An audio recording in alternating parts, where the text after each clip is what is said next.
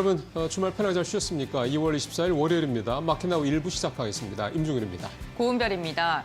우리 증시가 3주 연속 상승세를 이어갔습니다. 지난주까지 흐름이 계속해서 긍정적인 분위기가 이어졌는데요. 그렇습니다. 다만 주말 사이 진행된 뉴욕 증시 3대 지수 일제히 급락했습니다.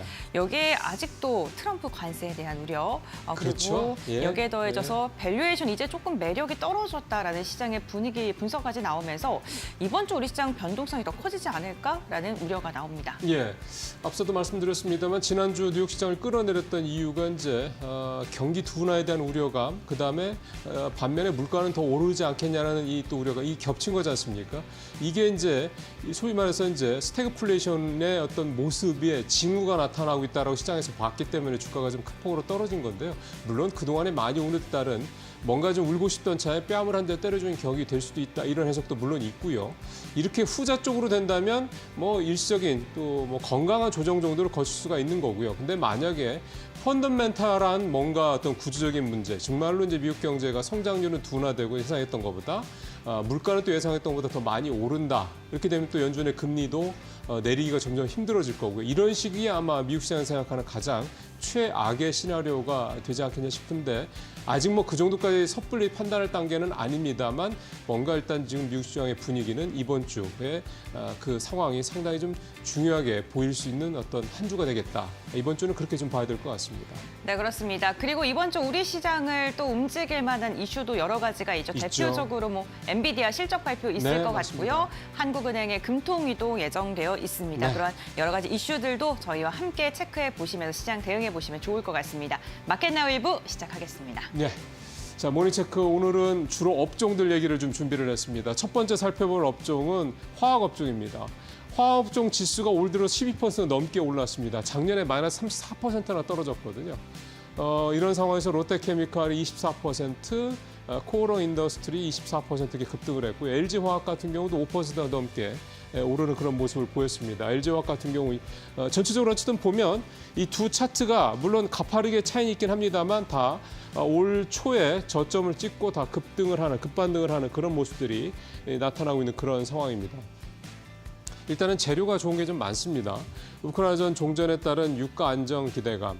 유가가 안정되면 일단은 원재료, 그러니까 기름, 원유를 사오고 또 나프타를 사올 때 기본적으로 이제 이 가격이 떨어지게 되니까 원가에 대한 부담이 좀 더 떨어진, 그러니까 수익성이 올라갈 수 있는 여지가 된다는 얘기죠. 그다음에 중요한 거는 사실은 수요가 늘어나야 되는 겁니다.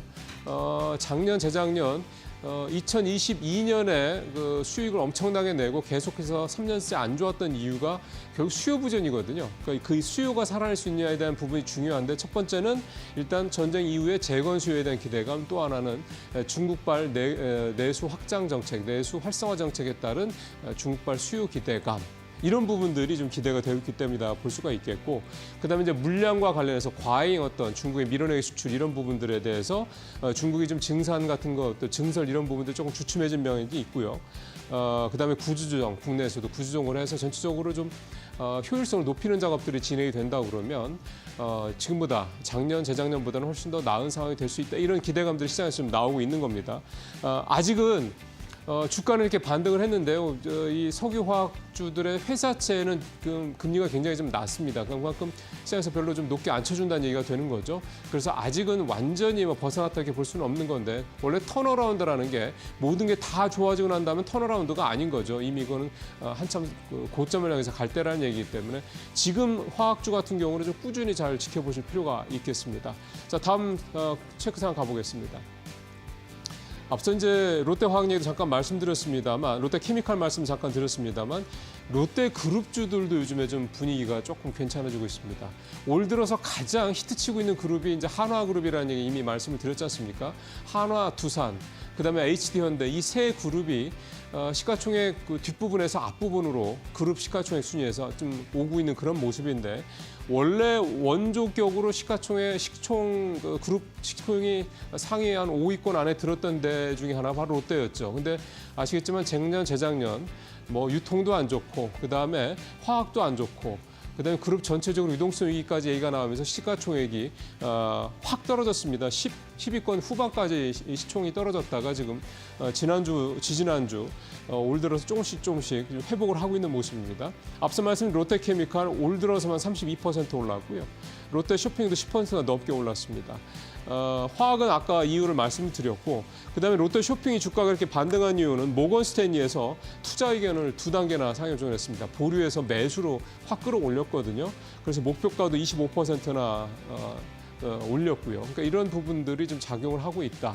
특히 이제 목표가와 관련돼서 봤을 때는 작년 말에 롯데쇼핑 CEO가 올해 가이던스 얘기를 하면서 이제 영업이 6천억 얘기를 했다라는 부분. 이게 작년에 4천억 정도 했는데 그거보다 한 50% 올라갈 것이라고 얘기했다는 그런 부분들이 좀 더 시장에서 긍정적으로 받아들여지고 있다. 이렇게 좀 볼 수가 있겠습니다. 롯데쇼핑도 좀 주가가 2월 3일 날 5만 1,000원 최저침을 찍고 난 다음에 6만 6천, 6만 7천 원 근처까지 좀 간 상황이니까 주가가 정말 꽤 많이 오른 그런 모습이 나타나고 있습니다. 근데 결국 이제 중요한 건 이런 추이가 계속되기 위해서는 그에 따르는 모멘텀들이 계속 나와 줘야 될 거라는 겁니다.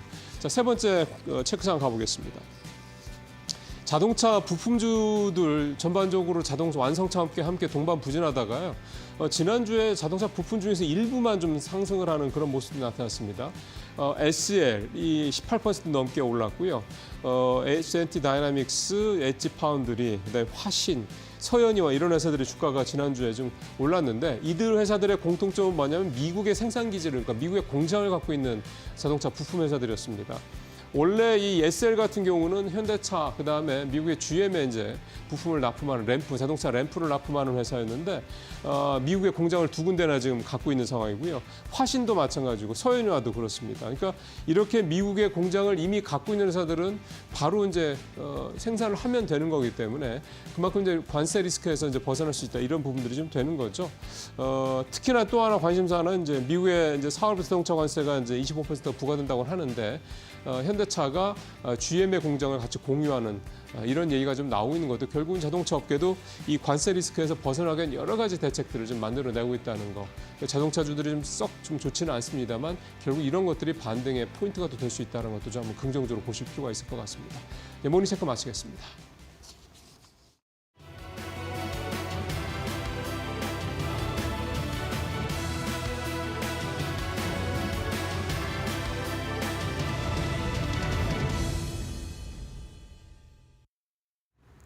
지난주 뉴욕 증시는 폭락한 채 마무리를 지었습니다. 이날 발표됐던 주요 경제 지표가 투심을 크게 위축시켰는데요. 나스닥이 무려 2%대 지수 하락을 보였고요. S&P 500이 1.7%, 다우도 1.7% 가까이 장 후반에 낙폭을 키웠습니다. 이날 발표됐던 경제 지표들 함께 확인을 해보겠습니다. 일단 S&P 글로벌 서비스업이 50 아래, 즉 위축 국면까지 내려갔다라는 부분에서 시장이 크게 놀랐습니다. 2023년 1월 이후 가장 크게 위축된 상황이 이번 금요일 지표를 통해서 확인이 된 거고요. 지금까지 미국 쪽에서는 제조업은 계속해서 위축 국면이었지만 서비스업은 나름 계속해서 확장 장세를 이어갔었는데 금요일 날 확인해 보니까 2월에 미국의 서비스업이 위축되고 있음을 확인을 해볼 수가 있었습니다. 그리고 경기에 대한 투자자들의 소비 심리도 계속해서 내려가고 있는 상황이죠. 일단 2월에 1년 기대 인플레이션 확정치가 4.3%로 확인됐는데 전월 대비 무려 1%가 급등을 했고요. 지난 95년도 이후로 가장 빠르게 확장되고 있는 상황이라고 합니다. 그리고 장기적인 기대 인플레이션 또한 3.5%까지 올라왔습니다. 이전에 3.3%였기 때문에 지난달 대비해서도 인플레이션에 대한 우려치가 계속해서 증가하고 있다는 거 확인이 가능했고요. 그와 반대로 소비자들의 신뢰 지수는 계속해서 떨어집니다. 시장 예상치가 67.8이었는데 이번 2월 기준으로 64.7이 나오면서 인플레이션은 올라가고 서비스와 제조업은 떨어지고 그로 인해서 소비자들의 신뢰 지수 또한 하락하고 있음을 확인을 해볼 수가 있겠습니다.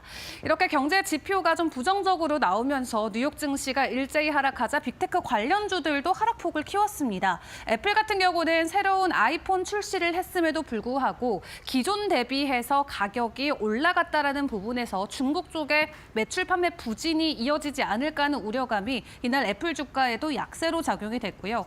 그리고 알파벳 같은 경우는 유럽 쪽의 반독점 소송과 관련돼서 관련해서 이슈가 불거지자 이날 장에서 2.7%대 하락을 보였습니다. 테슬라는 리콜과 관련된 이슈가 불거지면서 장중에 5% 가까운 낙폭을 보이기도 했네요.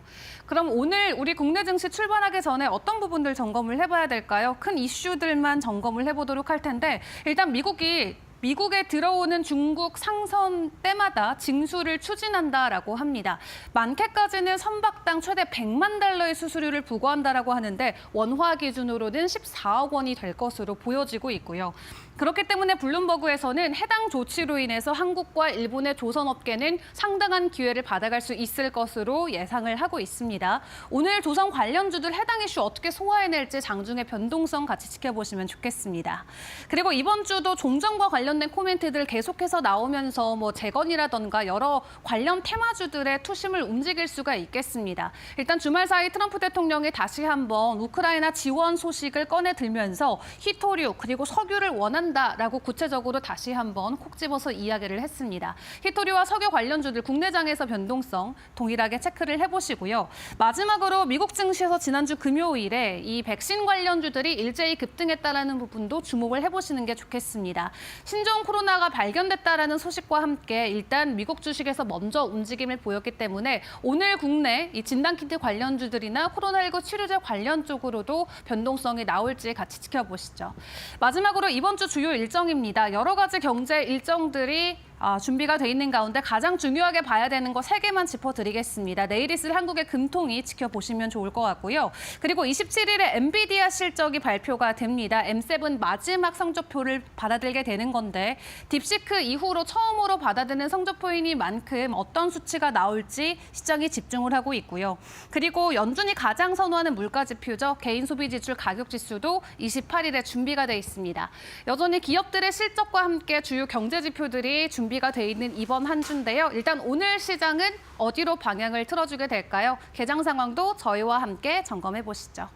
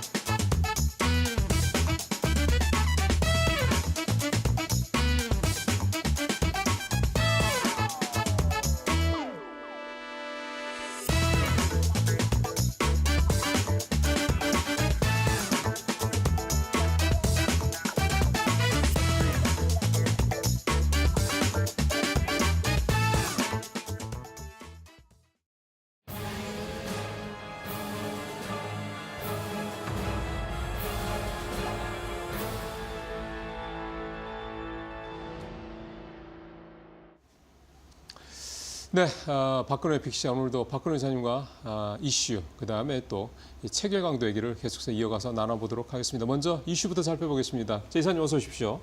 자, 이번 주 월요일인데 오늘 이슈는 블랙엘 발열, 한국 기업과 공조 모색. 이거 되게 이게 실제 현실화된다고 하면 상당히 의미가 있는 내용이 될 것 같은데요. 네. 이 블랙엘 발열 이슈가 지금 벌써 2번 이상 나온 상황이라.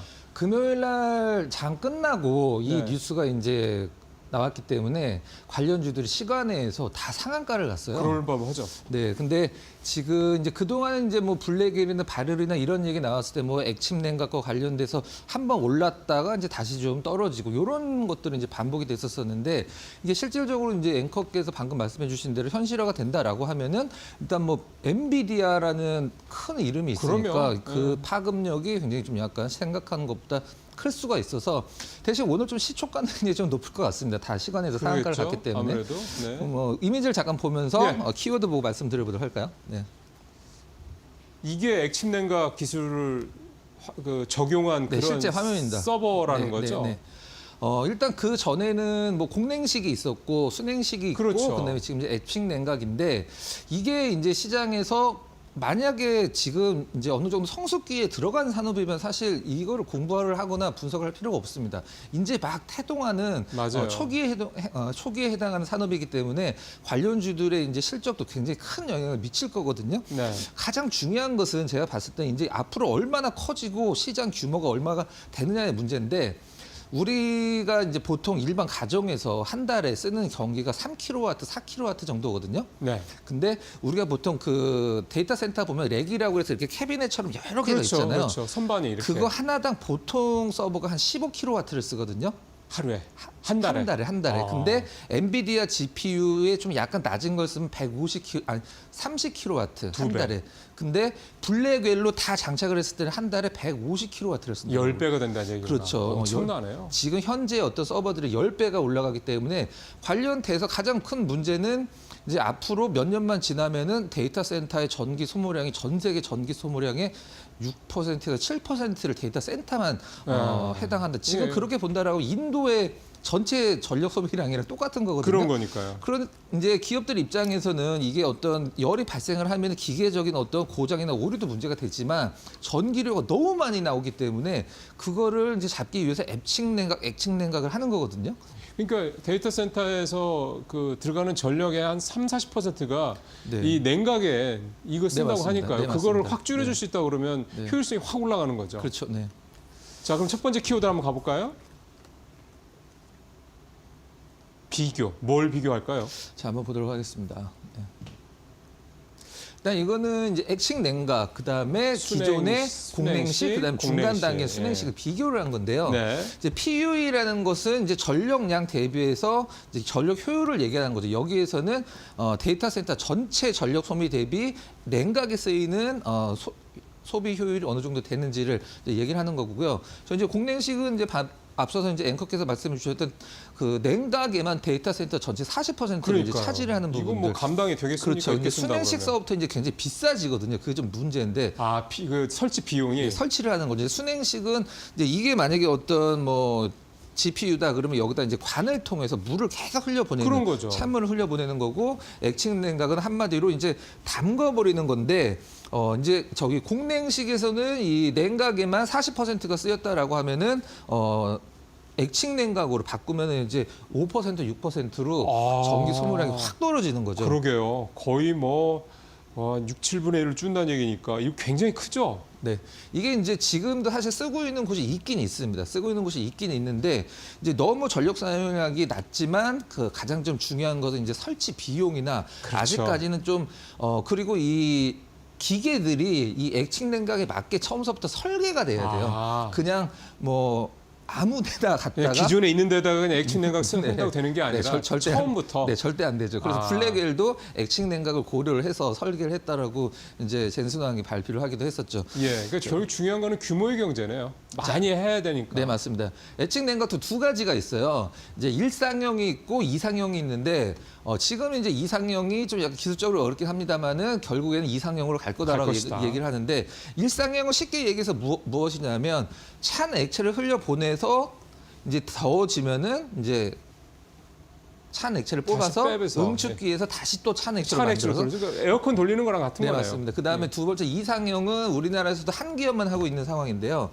일단 액침에다가 이제 서버를 담그면 뜨거워지면 이게 이제 그 우리가 손이 얘기 쉽게 해서 김이 나듯이 그렇죠, 기체로 그렇죠. 이제 바뀌거든요. 예, 예. 그럼 그걸 뽑아내서 응축기에서 다시 그 차갑게 데핀 해서. 다음에 다시 넣고 이제 어떻게 보면은 이게 더 좀 약간 그 쉽은 것 같긴 합니다만은 앞으로 이상형이 지금 전 세계적으로 이제 대세가 될 거라고 얘기를 하고 있는데 그러니까 이게 더 이를테면은 온도를 낮추는 효과가 더 크기 때문에 이렇게 한다는 얘기가 네, 아니에요. 그렇죠. 저게 이제 어떤 아이디에서 나온 거냐면 우리가 뜨거운 프라이팬에다가 이제 찬물 같은 거 딱 뿌리면 이제 쫙 하면서 이제 기체화 되잖아요. 그렇죠. 그 느낌으로 이제 약간 그게 발전의 형태를 보시면 될 것 같습니다. 네. 자, 그럼 첫 번째 이슈는 비교. 그러니까 지금 두 개, 투페이스 쪽 저쪽으로 좀 가고 있다는 얘기가 되는 거고. 그다음에 이제 두 번째 키워드를 가보도록 하겠습니다. 밸류체인. 그렇죠. 이거 중요하죠. 네, 가장 중요한 부분이라고 생각이 되는데요. 이미지 같이 보도록 하겠습니다. 네. 좀 아쉽게도 사실 우리나라 국내 기업들은 실질적으로는 이제 그 우리가 보통 소재 아까 액 액침에 그렇죠. 액이죠. 플루이드. 액을 만드는 기업들은 뭐 화면에서 보시듯이 대부분 이제 정유사들이 이제 차지를 하고 있는데요. GS 칼텍스, SK 엠무브 이런 기업들이 이제 소재를 공급을 하려고 준비도 하고 있고 실제 하고 있고요.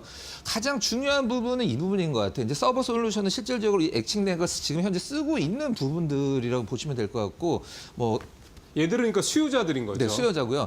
가장 중요한 부분이죠. 그렇죠. 저게 우리 기업들이 저게 이제 얼마나 들어갈 수 있느냐 이 부분인데 지금 딱 봐서는 국내 기업이 눈에 띄는 데가 하나도 없네요. 네, 일단 요 서버머라는 기업이 전 세계 액칭냉가 1위 기업입니다. 1위 기업이고 이제 리퀴드 스택은 이름에서도 이제 딱 힌트가 얻어지듯이 이 부분을 개발을 하는 액을 개발하는 부분이고 나머지들은 다 이제 이 장비와 시스템을 공급한 기업인데 네모칸이 쳐져 있어요. 그리고 그건 뭐예요? 네, 네모칸이 쳐져 있는데 요 기업들이 우리나라 기업들은 실제적으로 요 밸류 체인에 들어가진 않았지만 이 기업들과 이제 관계가 있는 기업들이 있습니다. 아직은 들어가진 않았지만 네. 연관성은 있다.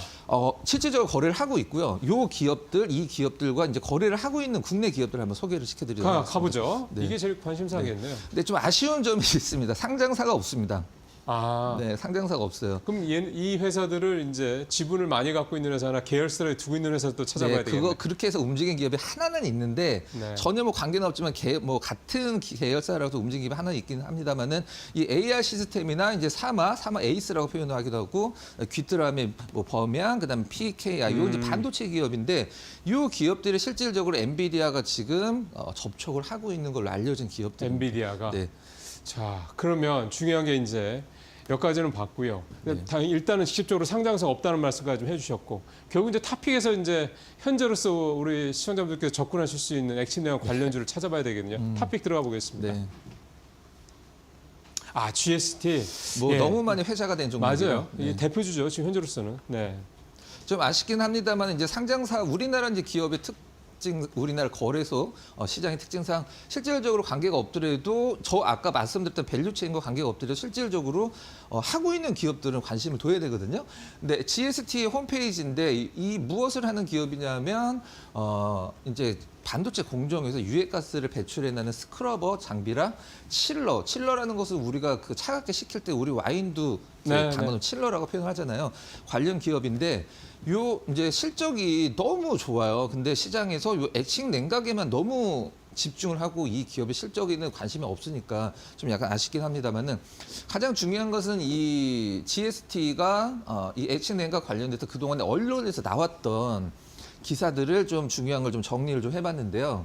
LG U+도 물론 그 서버가 다 있고 데이터 센터가 있죠. GST와 손잡고 액칭 냉각 도입을 추진을 한다. 그다음에 LS 일렉트릭과 GST가 액칭 냉각 시스템을 국산화를 협력을 한다. 뭐 전기차 관련돼서 그다음에 뭐 삼성전자에 칠러 납품하는 GST 데이터 센터 액칭 냉각 선도주자 부상.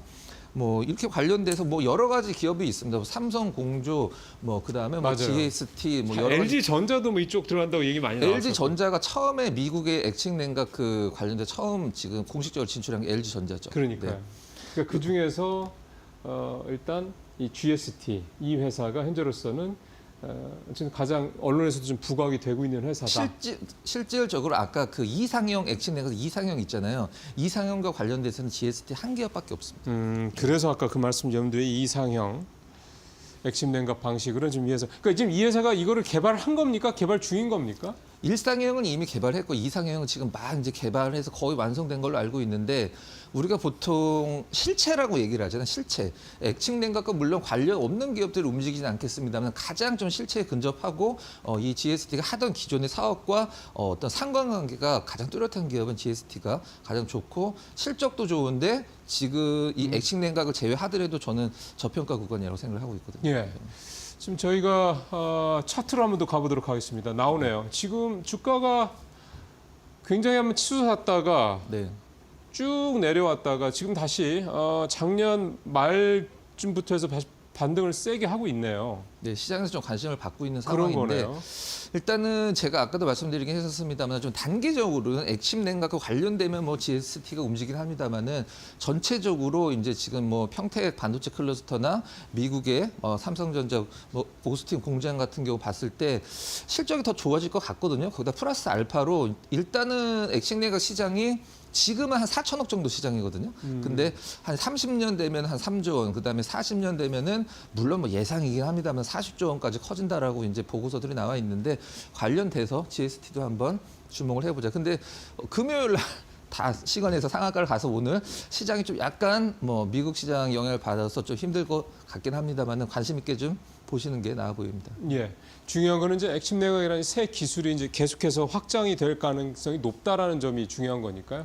일단 그 방향성을 먼저 보시고 그 중에서 일단 앞서가고 있는 회사다. 특히 액침 냉각 최신 기술에 가장 앞서가고 있는 회사다. 이렇게 좀 정리해 보면 되겠습니다. 이사님 오늘 말씀 잘 들었습니다.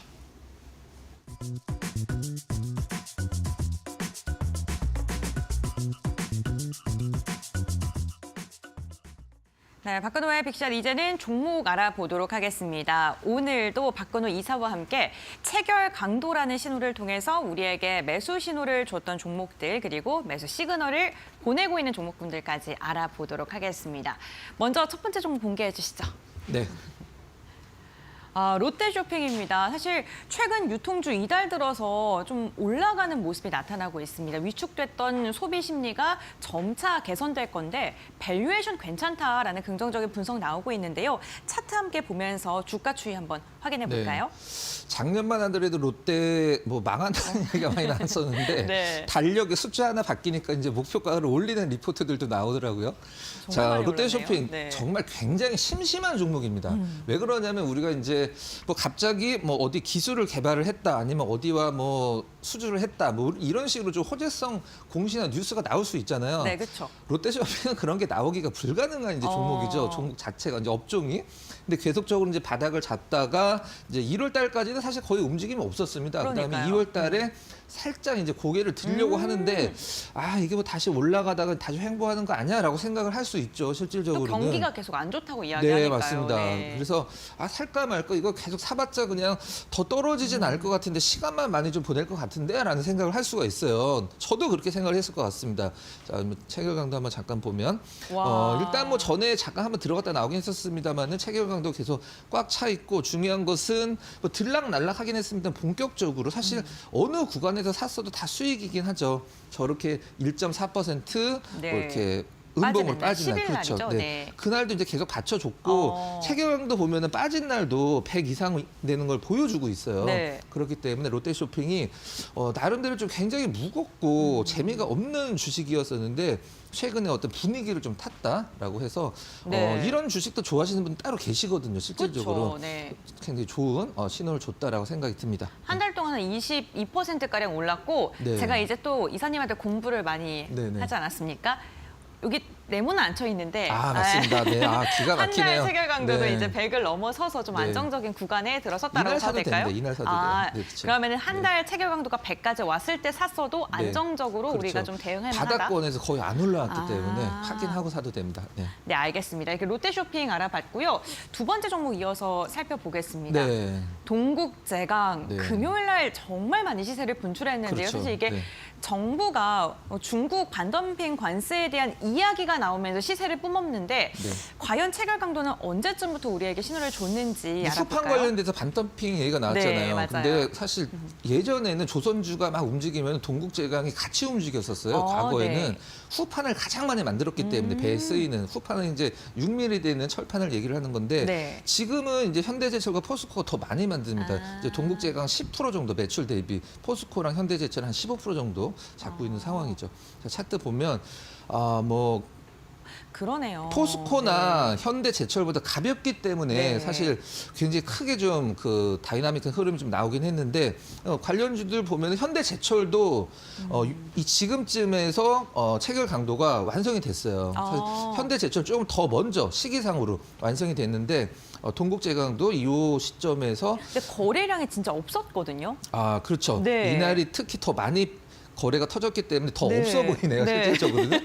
네. 보이지가 않네요. 그러니까요. 너무 많아갖고. 네, 그럼 체결 강도는 그때 과연 어떻게 체결되는지 한번 보겠습니다. 네, 알겠습니다. 네.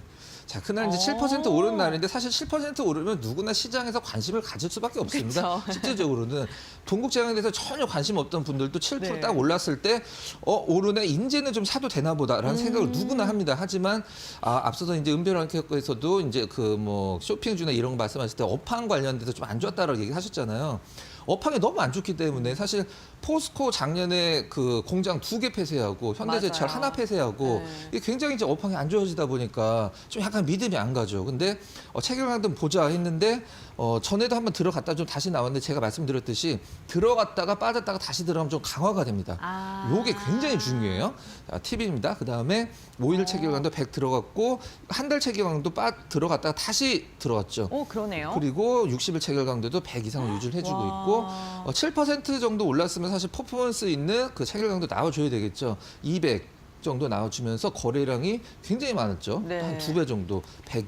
동국장에서 100만 주 넘는 거래량 사실 나오기 힘든데 금요일 날, 그 목요일 날 터졌고요. 그다음에 그 처음 들어간 날 거래량 증가하면서 체결 강도가 굉장히 높은 것은 굉장히 좋은 신호다. 우리 여러 번 봤었잖아요. 그렇죠. 그렇죠. 2배 이상 증가하면 더 중요하게 봐야 그렇죠. 된다. 그럼 너무 좋은 거죠. 네. 그런 부분들을 여러분들 체결 강도와 함께 거래량이 증가를 했다는 건 시장의 관심도가 높아졌다는 뜻이고 오히려 사는 사람이 더 많아졌다는 것은 뭐 거기다 플러스 알파로 너무 좋은 거죠. 네. 그러면 이때 51%대 네네. 팔아야 될까 고민하시는 분들은 네. 어떻게 또 힌트를 얻으면 될까요? 저는 네. 제가 봤을 때는 사실 현대제철이나 그 뭐 포스코나 이런 동국제강이 이런 이슈 말고 차분하게 올랐다라고 하면은 저는 당연히 안 팔아야 되는데 지금 시장 상황상 업황이 네. 좋아졌다기보다는 근데 이럴 때는 일단 단기적으로는 조금 그 익절을 하고 조금 그 뭐라고 그래야 될까요? 그 재매수 타이밍을 노리는 게 낫지 않을까 단기적으로는. 근데 아니야, 나는 그냥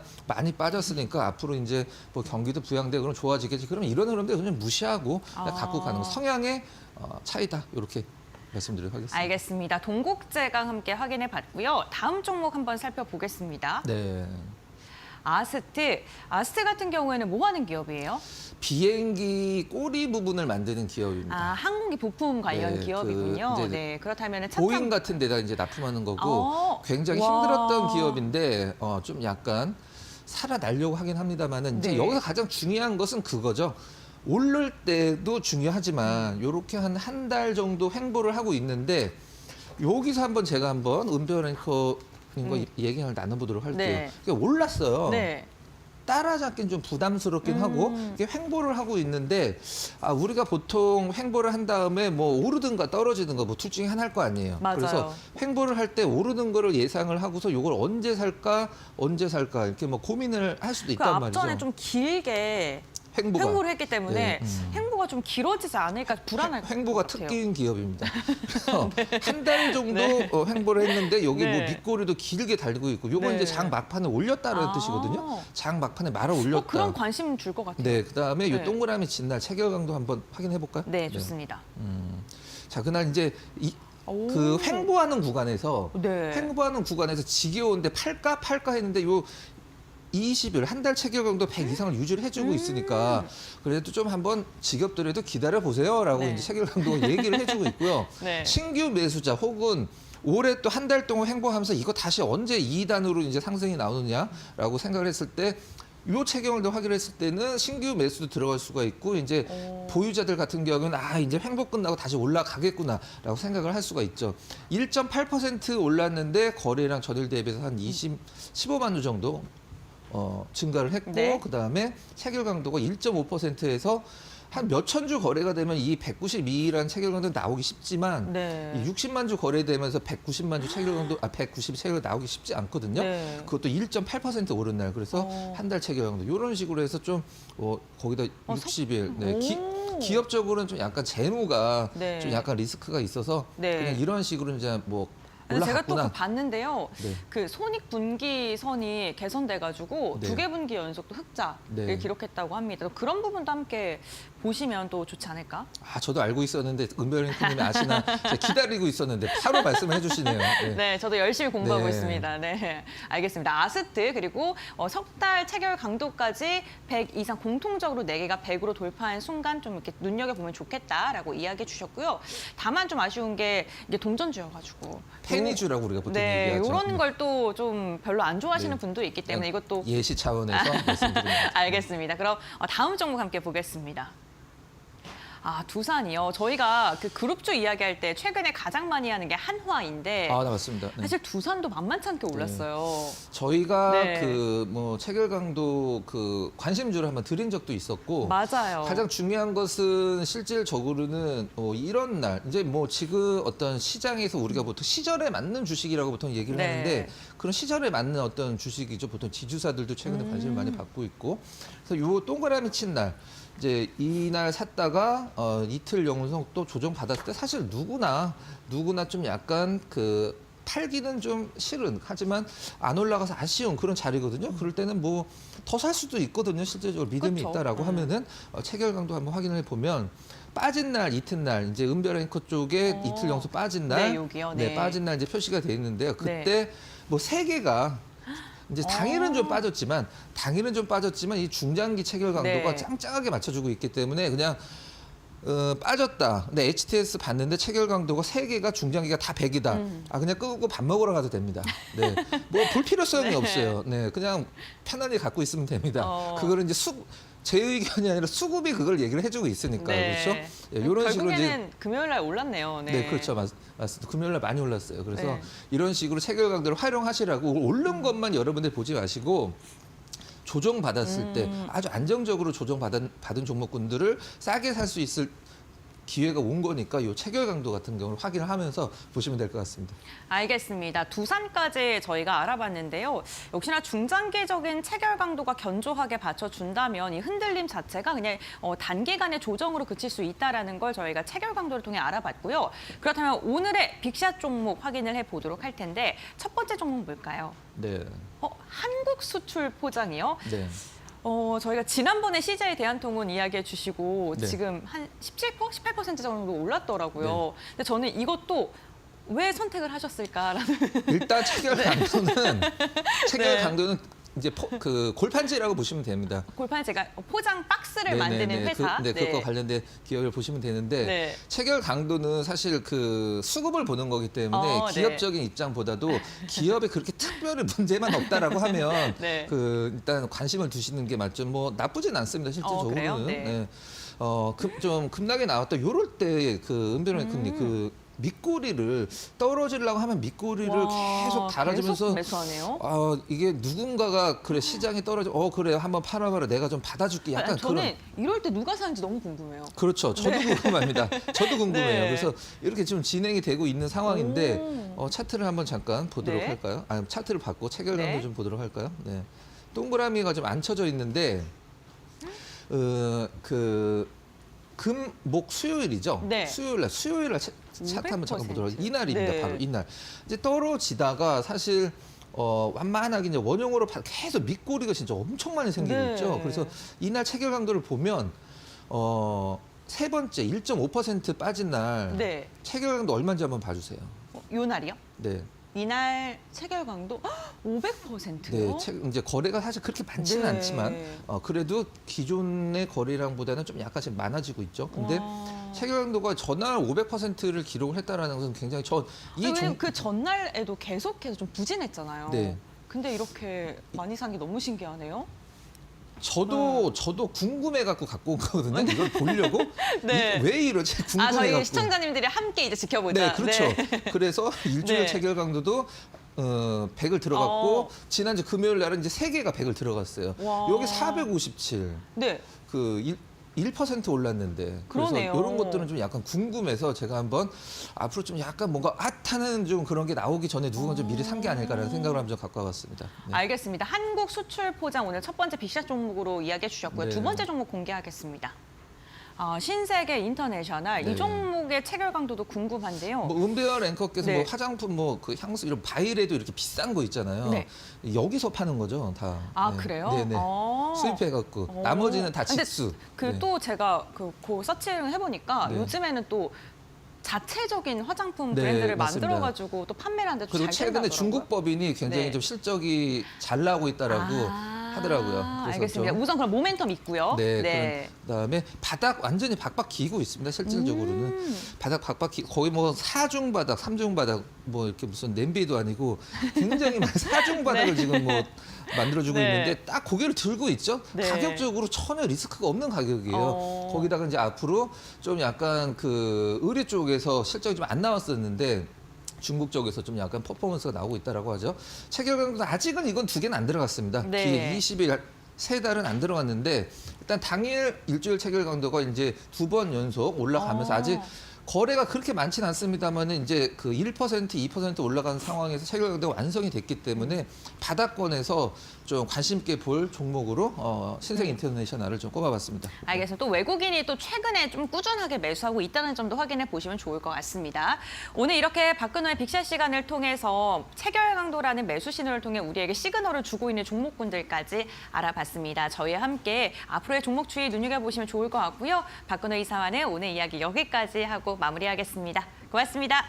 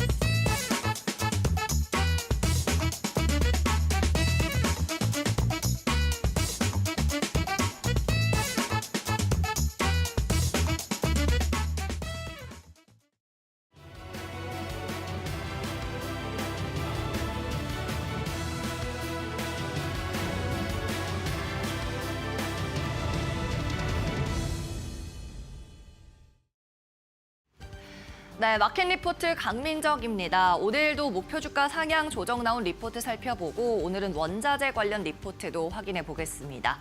먼저 IBK 투자증권의 이마트 관련 리포트입니다. 2027년 영업이익 가이던스 1조 원 가능할까라고 제목에 적었는데요. 지난번 이마트 분석 리포트 전해드릴 때 2027년까지 1조 원의 영업이익을 내겠다는 가이던스를 회사 측에서 제시했다고 말씀드렸습니다. 그런데 이마트 측은 구체적인 근거는 제시하지 않아서 과연 1조 원 달성이 가능한지 증권가에서 분석에 애를 먹었는데요. IBK 투자증권 측에서는 일단 1조 원까지는 모르겠지만 영업실적 턴어라운드는 분명 가능하다고 이야기하고 있습니다. 일단은 지난해 영업이익 471억 원에 더해서 지난해 있었던 일회성 비용 1,200억 원을 제외한다면 플러스 요인이 될 거고요. 여기에 더해서 G마켓 합작법인이 출범하고 나면 연결 펼출 효과가 있겠습니다. 통합 매입 효과도 1,000억 원에서 2,000억 원가량 발생할 것으로 예상이 되고 인건비 개선 효과 600억 원 등등이 더해진다면 2027년까지 6,600억 원에서 7,600억 원까지는 영업이익이 달성 가능하다고 보고 있는 겁니다. 또 올해 모멘텀에 관련해서는요. 쓱닷컴 사업부의 실적 개선에 주목해야 한다고 이야기하고 있습니다.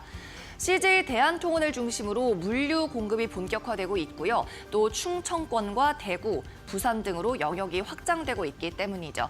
이 같은 근거를 들어서 목표 주가는 83,000원에서 95,000원으로 상향 조정했습니다. 네, 이어서 다음 리포트 살펴보시죠. 다음은 하나증권에서 발간한 코오롱 인더입니다. 타이어 코드 그리고 수지는 견조하나 아라미드의 회복이 관건이다. 이렇게 제목에 적고 있습니다. 목표 주가 상향이 나온 근거는 수지 사업부를 중심으로 연간 실적 추정치를 10% 상향 조정했기 때문인데요. 일단 타이어 코드 그리고 페놀 에폭시 수지 모두 견조한 실적을 나타내고 있습니다. 타이어 코드는 말 그대로 자동차의 타이어에 들어간다고 보시면 되고요. 중국 등에서 경기 부양 부양책을 펴면서 견조한 실적 내고 있습니다. 패널 에폭시 수지는 반도체 패키징에 대표적으로 들어가죠. AI 그리고 5G 수요가 늘어나면서 마찬가지 실적 호조 지속하고 있는데요. 관건은 아라미드, 특히 가격의 회복이 중요하겠습니다. 아라미드 수출은 지난해 4분기까지 계속 늘었습니다. 전분기 대비해서 34% 수출 물량 기준으로는 늘었는데 아라미드 가격은 약세를 지속하고 있는 게 문제입니다. 이 가격의 하락세가 멈춰지는 것, 저지되는 것을 확인해야 주가 반등도 나타날 수 있을 것 같네요. 목표 주가는 35,000원에서 39,000원으로 상향 조정했습니다. 이어서 다음 리포트는 LG전자입니다. KB증권에서 발간했고 가전 사상 최대 실적이 전망된다면서 목표 주가 상향했습니다. LG전자에는 반도체 칩 설계 기술을 향상하는 R&D 센터와 비슷한 SOC 센터가 있는데요. 연구 인력 약 600명이 배치돼 있습니다. 이 SOC 센터에서는 반도체 칩과 관련해서 TSMC 같은 파운드리 선단 공정을 이용해 자체 조달하고 있고 외부 공급도 추진을 하고 있습니다.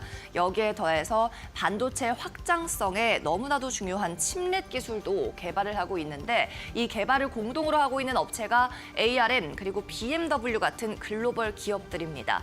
이뿐 아니라 양자 컴퓨터 칩 쪽에서도 협업 기회를 모색하고 있는데요. 협업 가능성이 나오고 있는 기업이 마이크로소프트 그리고 IBM 등입니다. 가장 중요한 것은 가전 부문에서 실적이 매출액과 영업이익 모두 사상 최대치를 기록할 걸로 올해 전망이 된다는 겁니다. 여기에 따라 목표 주가 11만 원에서 12만 원으로 상향 조정했습니다. 이어서 마지막 리포트 확인해 보시죠.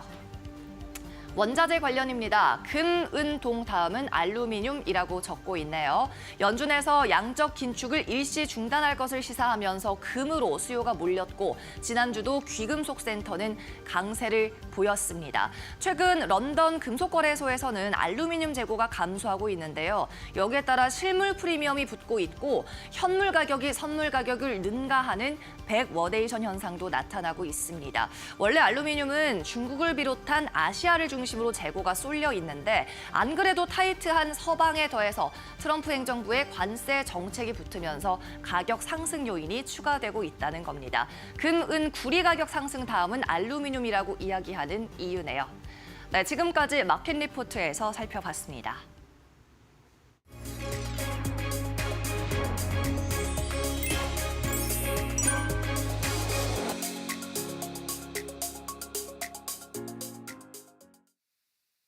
네, 안녕하세요. 반갑습니다. SK증권 서영원 차장입니다. 지난 금요일 미국 증시가 상당히 좀 큰 폭으로 좀 하락하는 모습이 나타나줬습니다. 크게 두 가지 해석을 수 있을 것 같은데요. 서비스 PMI 지표가 큰 폭으로 좀 하락을 했습니다. 전월 52.9포인트였던 것이 49.7포인트로 큰 폭으로 좀 하회를 했고 그냥 52p를 하회했다라면 위축 국면이기 때문에 여기에 따라서 급격하게 미국 경기가 둔화되는 것이 아닌가라는 우려감들이 금융시장에 좀 영향을 미치는 모습이었습니다. 여기에 더해서 중국에서 발표된 중국 코로나19와 동일한 전염 위험 있는 코로나 바이러스를 발견했다라는 소식들도 전해지면서 거기에 따라 낙폭을 좀 더 키워나가는 그런 모습들이 계속해서 이어졌습니다. 지금 현재 구간에서 한국 증시는 역시 이런 것들에 좀 영향을 좀 받을 것으로 예상이 좀 되고 있고 경기 부진과 중국 코로나의 영향으로 증시의 위험자산 협소 현상은 급격하게 좀 둔화될 가능성이 높다라고 좀 판단을 하고 있습니다. 그렇기 때문에 오늘 시장에 대한 조정은 충분히 열어놓고 좀 대응을 해나가 보셔야 될 것이고요. 특히나 미국 시장에서 필라델피아 반도체 지수가 3.28% 하락했다는 점을 감안해 본다라면 삼성전자를 비롯한 SK하이닉스의 하락폭이 상당히 좀 클 것으로 예상이 됩니다. 그렇기 때문에 오늘 시장에서는 종목에 대한 공격적인 전략보다는 10시 반 이후에 중국 증시가 어떻게 움직이는지에 대한 여부들을 체크를 하시면서 대응 전략을 세워나가시는 게 유리할 것으로 예상이 되고 있고요. 최근에 상승에 따른 조정의 빌미가 작용할 수 있기 때문에 코스피 2610선이 어떻게 지지하는지에 대한 여부들을 살펴보시면서 대응을 해나가 보시는 게 좋은 전략이 될 수 있지 않을까 싶습니다. 어려운 시장이 될 수 있을 것으로 예상이 되지만 장기간에 저점이 어디서 잡히는지 확인한 다음에 종목 공략 가능할 것으로 여겨지는 점을 참고하시면서 살펴보시면 좋을 것 같습니다. 지금까지 SK증권 서영은 차장이었습니다. 감사합니다.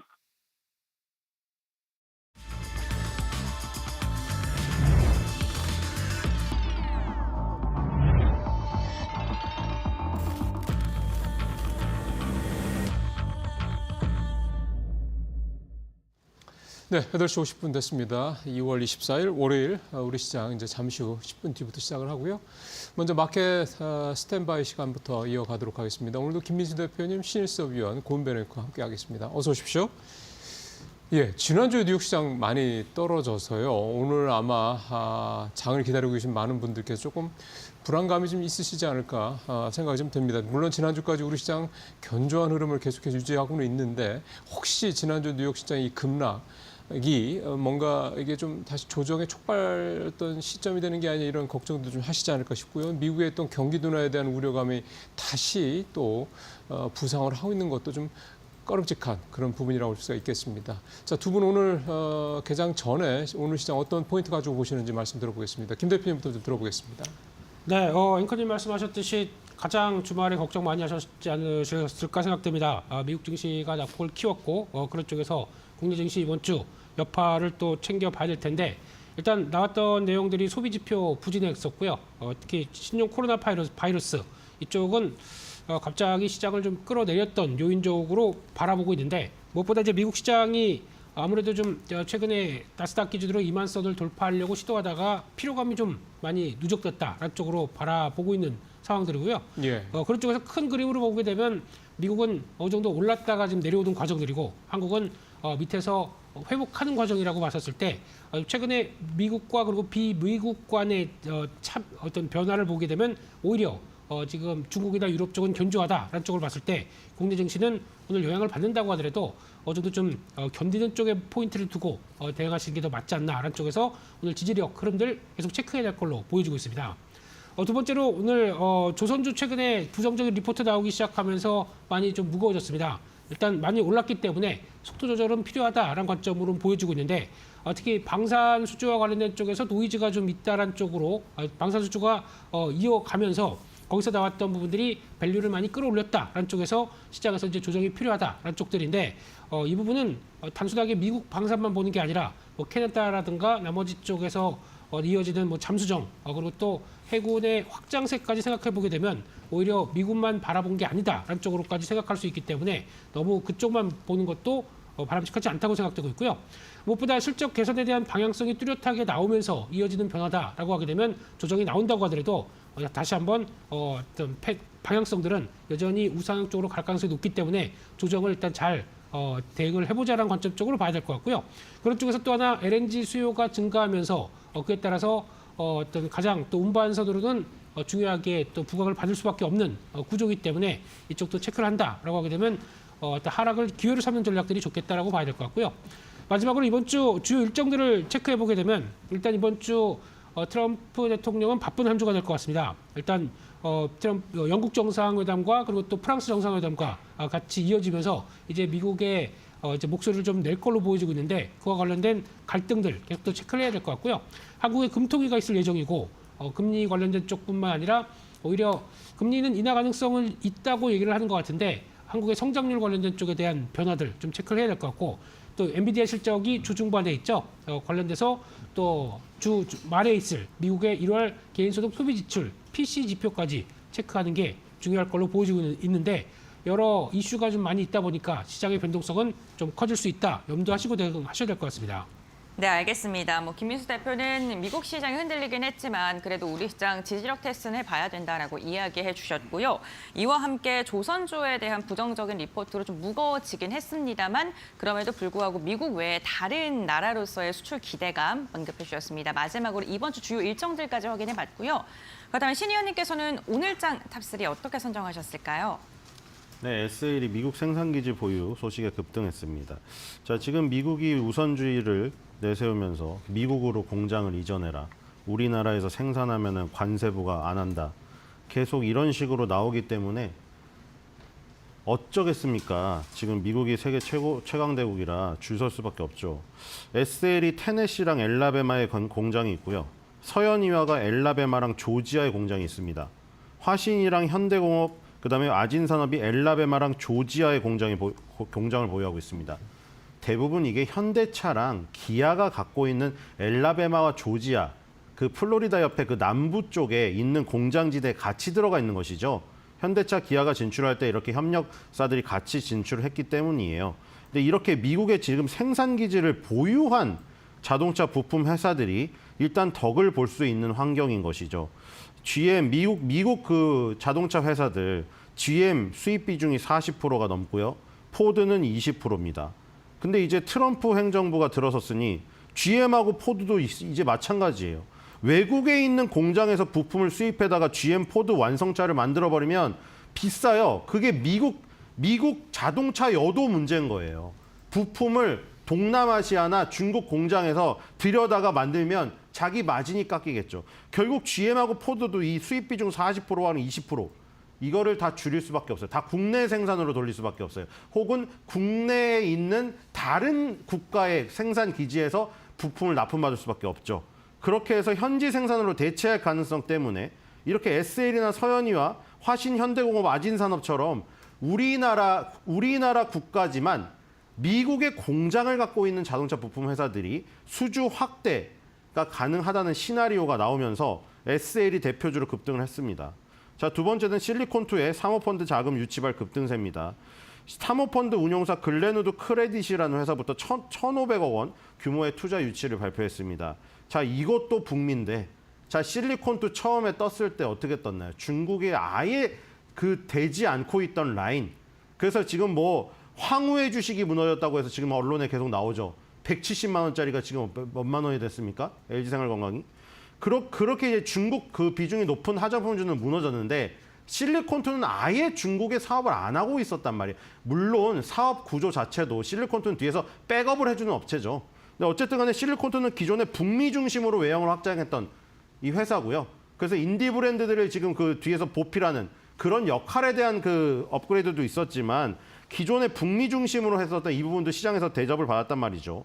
그다음에 작년에는 이제 영국 지사를 설립하여 유럽 공략 본격화에 나섰고요. 이번 달에는 아랍에미리트 두바이 지사를 설립할 예정이라고 합니다. 6월 달에는 멕시코 지사를 설립할 예정이고요. 그러니까 중국을 제외한 모든 유럽과 북미, 뭐 중남미 이쪽에 대한 이 실리콘드의 사업 확장, 이것은 지금 중국 관련 비중이 높은 화장품주가 무너지는 순간 속에서 굉장히 득이 되고 있다는 것이고요.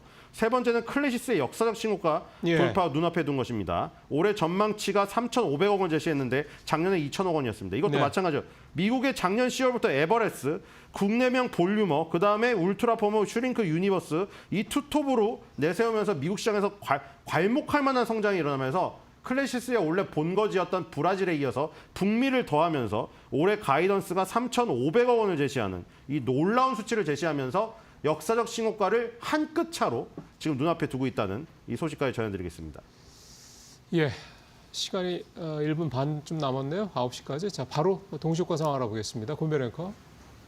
네, 24일 월요일장 국내 증시 이제 출발을 1분 30초가량 앞두고 있는 상황입니다. 주말 사이 미증시 3대 지수 일제히 하락했고 기술주 중심의 나스닥의 낙폭이 굉장히 깊었습니다. 지금 서비스업 PMI가 발표가 됐는데요. 50을 밑돈 것으로 확인되면서 부담으로 작용했고 오늘 국내 증시 역시나 그 부담을 고스란히 받을 것으로 보입니다. 양시장 1%에 가까운 하락 출발 준비 중에 있고요. 유가증권 시장 2,630, 코스닥은 767선에서 출발 준비 중에 있습니다. 코스피 시가총액 상위 종목 함께 확인해 보시죠. 1위부터 5위입니다.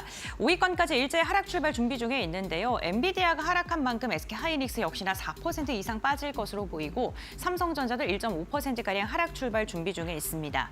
삼성바이오로직스도 2%대 낙폭으로 출발 준비 중에 있고요. 전반적으로 시장 분위기가 굉장히 경색된 움직임 나타나고 있습니다. 2차 전지기업 LG에너지솔루션 같은 경우엔 다음 달 진행될 인터배터리에 대한 기대감 속에 다른 시총 상위 종목 대비의 하락폭이 그렇게 깊지는 않습니다. 0.26%가량 하락 출발 준비 중에 있고요. 현대차도 오늘 1%에 가까운 하락 시작할 것으로 보입니다. 국내 증시 출발합니다.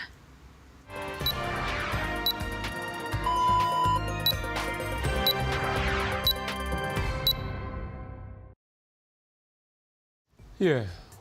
우리 시장 확실히 좀 견조하다고 봐야 되겠죠. 지난주 뉴욕 시장 뭐 나스닥 2% 넘게 떨어지고 그다음에 다우도 S&P 500도 근 2% 가까이 급락을 했던 거 비하면 이제 이 정도 되면 이제 작년 같은 경우 상황 보면 이제 우리도 보통 이제 그 정도 떨어지거나 그 정도 즈음에서 이제 시장 분위기가 가고 있었는데 일단 오늘 동시효과상으로 봤을 때는 하락을 하더라도 그렇게 큰 폭으로 떨어지진 않을 그런 모습들을 지금 예상이 좀 되고 있습니다. 지금 이제 방금 떴는데요. 0.7% 코스피, 코스닥이 조금 큽니다. 1% 정도. 어쨌든 낙폭이 일단 시작은 이 정도고요. 앞으로 더 벌어질지 여부는 좀 지켜봐야 될 것 같습니다만 지난주까지 우리 시장의 견전 흐름이 이번 주에 역시 이런 외부 어떤 충격에 그대로 노출이 될 건지 아니면 극복을 또 해 나갈 건지 한번 지켜보도록 하겠습니다.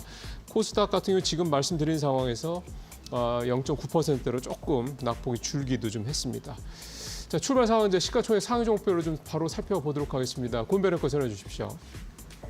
네, 6월 24일 월요일장 국내 증시 출발을 했습니다. 주말 사이 진행된 미국 증시 나스닥이 2% 이상 하락하면서 우리 시장에도 당연히 부담스럽게 작용할 수밖에 없을 것 같습니다. 서비스업 PMI가요 50을 밑돈 것으로 확인됐는데 시장 예상치를 하회한 것은 물론이고요. 25개월 만에 최저치를 기록을 했습니다. 여기에 기대 인플레이션 꾸준하게 상승하는 것으로 나타나면서 물가에 대한 부담감, 소비에 대한 위축에 대한 우려감 나오고 있고요. 시장 같은 경우는 이제는 이번 주에 발표될 PCE 지수에 좀 주목을 할 것으로 보입니다. 우리 시장 역시나 기술주들 약세 속에 시장이 그 영향을 좀 고스란히 받고 있는 것으로 보이는데요. 양시장 일제히 하락 출발을 했습니다. 다만 유가증권 시장 동시효과 상황보다는 낙폭을 조금은 만회한 모습입니다. 0.56%가량 하락하면서 2,639포인트, 그리고 코스닥이 0.97%가량 내리면서 767선에서 출발을 알렸습니다. 그렇다면 시가총액 상위 종목은 어떻게 출발했을까요? 유가증권 시장입니다. 1위부터 5위인데요. 우선 오늘 SK하이닉스가 동시효과에서는요 4%에 가까운 낙폭이 예상됐었는데 2.8% 하락을 했고요. 그리고 삼성전자도 1.3%가량 내림세로 출발을 했습니다. 주말 사이 나온 이슈 중에서는요 한국의 반도체 기술이 이제는 중국에게 추월당했다라는 그런 부정적인 이슈가 있었고요. 이번 주 체크해볼 만한 이슈 중에서는 엔비디아 실적 발표 있습니다. 4분기에 블랙엘에 대한 그 실적이 반영이 되기 때문에 과연 블랙엘에 대한 수요가 어디까지 시장에선 반응하고 있는지 확인해 볼 수 있는 대목이라고 보시면 될 것 같고요. 우리 시장에는 목요일장에 영향을 줄 것으로 보이는데 우선 그 경계감 속에 SK하이닉스는 하락으로 출발했습니다. 지난주에서 2차 전지 여전히 좋네요. LG에너지솔루션이 오늘 0.6% 상승으로 출발하면서 지수단 대비 굉장히 상승폭이 좋은 것으로 확인되고 있는데요. 인터배터리가 3월 초에 열립니다. 그때 국내 배터리 3사들의 기술력이 좀 대거 나올 것으로 보이는데요. 전고체에 대한 기대감 그리고 46 배터리에 대한 기대감 등이 시장에서 나오고 있는 상황이고요. 많이 눌렸었습니다. 그렇기 때문에 오늘 반등하고 있고요. 삼성 바이오로직스 0.3%가량 하락. 현대차 같은 경우에는 지난해 대미 수출이 최고치를 찍었다는 소식이 나왔는데 트럼프 관세에 대한 우려감 좀 지속적으로 나오고 있죠. 다만 GM과의 협력에 대한 이야기가 나오고 있는 만큼 오늘 좀 그래도 하단을 지지해 주려는 움직임 확인되고 있습니다. 다음 6위부터 10위 함께 보겠습니다. 네, 셀트리온 오늘 0.2% 하락이고요. 기아도 0.8%가량 내림세로 출발을 했습니다. 네이버가 0.4%가량의 하락을 보이고 그리고 KB금융 같은 경우에도 0.12%가량 내리면서 오늘 6위부터 10위권 전반적으로 하락으로 출발한 것으로 보이는데요. 다만 금융사들 최근에 배당에 대한 기대감 지속적으로 나오고 있습니다. 이 부분 함께 체크해 보시면 좋을 것 같고요. 다음으로는 11위부터 15위 함께 확인해 보시죠. 네, 한화 에어로스페이스 0.4%가량 하락으로 출발했는데요. HD 현대중공업 같은 경우는 오늘 다시금 고개를 들고 있습니다. 2%가량의 상승으로 출발한 것으로 보이는데 미국의 방위비가 좀 감액될 것이다라는 부담감 속에 지난주 조선주와 방산주들에 대한 주가의 하락이 나왔었습니다. 하지만 다시금 조선주, 대장주가 좀 고개를 들고 있다는 점 체크해 보셔야 될 것 같고요. 신한지주는 2% 빠지지만 메리츠 금융지주 오늘 견조합니다. 0.4%가량 상승하면서 좀 엇갈린 움직임 나오고 있고요. 한화 에어로스페이스 오늘 상승 반전 시도하고 있는 상황입니다. 현대모비스도요. 현대차, 기어와는 다르게 0.5%가량 상승으로 출발하면서 오늘 11위부터 15위권까지는 분위기 괜찮습니다. 다음 장 보시죠. 네, 포스코홀딩스 0.7% 하락입니다. 그 중국 후판의 반덤핑 관세 부과 소식에 포스코홀딩스를 포함한 철강주들이 좀 주목을 받았던 지난주였는데 오늘 같은 경우에 차익 매도 물량 나오는 것으로 보이고요. 조선주 괜찮네요. 한화오션까지도 2%에 가까운 상승 나타나고 있는 상황이고 다만 이 삼성화재 같은 보합권, 삼성물산 보합권, 삼성그룹주들 전반적으로 보합권 수준입니다. SK이노베이션 0.3% 하락으로 출발했습니다. 다음은 코스닥 시가총액 상위 종목 함께 확인해 보시죠. 지난주 2차 전지 기업들의 흐름 정말 좋았었죠. 오늘 같은 경우에는 한 걸음 쉬어가는 분위기인데요. 단기간에 급등을 했기 때문에 좀 보합권에서 지금 눈치를 보고 있는 모습이고요. 알테오젠 같은 경우에도 직전 거래일에 힘이 괜찮았었는데 오늘 같은 경우에는 보합권, 반면에 조정을 받았던 HLB가 오늘은 1%가량의 상승이 나오고 있습니다. 레인보우 로보틱스 역시나 직전 거래일에 흐름이 괜찮았었는데 오늘은 1%가량 하락이 나오면서 지난주 후반의 흐름이 괜찮았던 종목을 중심으로는 지금 매도 물량 나오고 있고요. 부진했던 기업을 중심으로는 좀 매수세가 들어오고 있는 것으로 보입니다. 다음 장 보시죠. 네, 삼천당제약이 오늘 2% 이상 상승하면서 시총 10위권 내에서는 가장 좋은 움직임 나타나고 있고요. 리가켄바이오도 0.7%가량 하락이고 휴젤과 클래스 보합권가 1.3%가량의 내림세 나오고 있습니다. 지난주 화장품과 미용, 의료 관련 섹터가 금요일장 흐름이 괜찮았었는데요. 오늘은 차익 실현 나오고 있는 상황이고요. 리노공업 1.9% 하락으로 출발했습니다. 다음 장 보시죠. 네, 파마리서치 0.17%가량 상승으로 출발했고요. 엔터주들이 지난주 금요일부터 차익 매도 물량 빠르게 출회됩니다. JYP 엔터가 1.7%가량 빠지고 있고 SM 같은 경우에도 2.3%가량의 하락세 나오고 있습니다. HPSP의 낙폭이 큽니다. 오늘 반도체 대형주뿐만 아니라 소부장 관련 기업들의 흐름도 부진한데요. HPSP 같은 경우에는 오늘 4% 이상의 하락이 지금 집계되고 있는 상황이고요. 엔캠 같은 경우에는 지금 마이너스 한 2%가량의 내림세가 나오고 있는 상황입니다. 네, 이렇게 코스피 시가총액, 코스닥 시가총액 상위 종목 다 확인을 해봤고요. 그렇다면 전문가들은 오늘 시장 어떻게 평가할까요? 지금 바로 알아보시죠. 네, 오늘 장이 조금 투자 심리가 좀 위축되고 있는 무거운 건 맞는 것 같습니다. 초반에 조선주, 그다음에 방산주, 대장주를 중심으로 좀 분위기가 있었는데 좀 상승하는 분위기였는데 확실히 좀 상승폭이 줄어들거나 지금 보합권으로 좀 낮아지는 그런 모습들이 나타나고 있네요.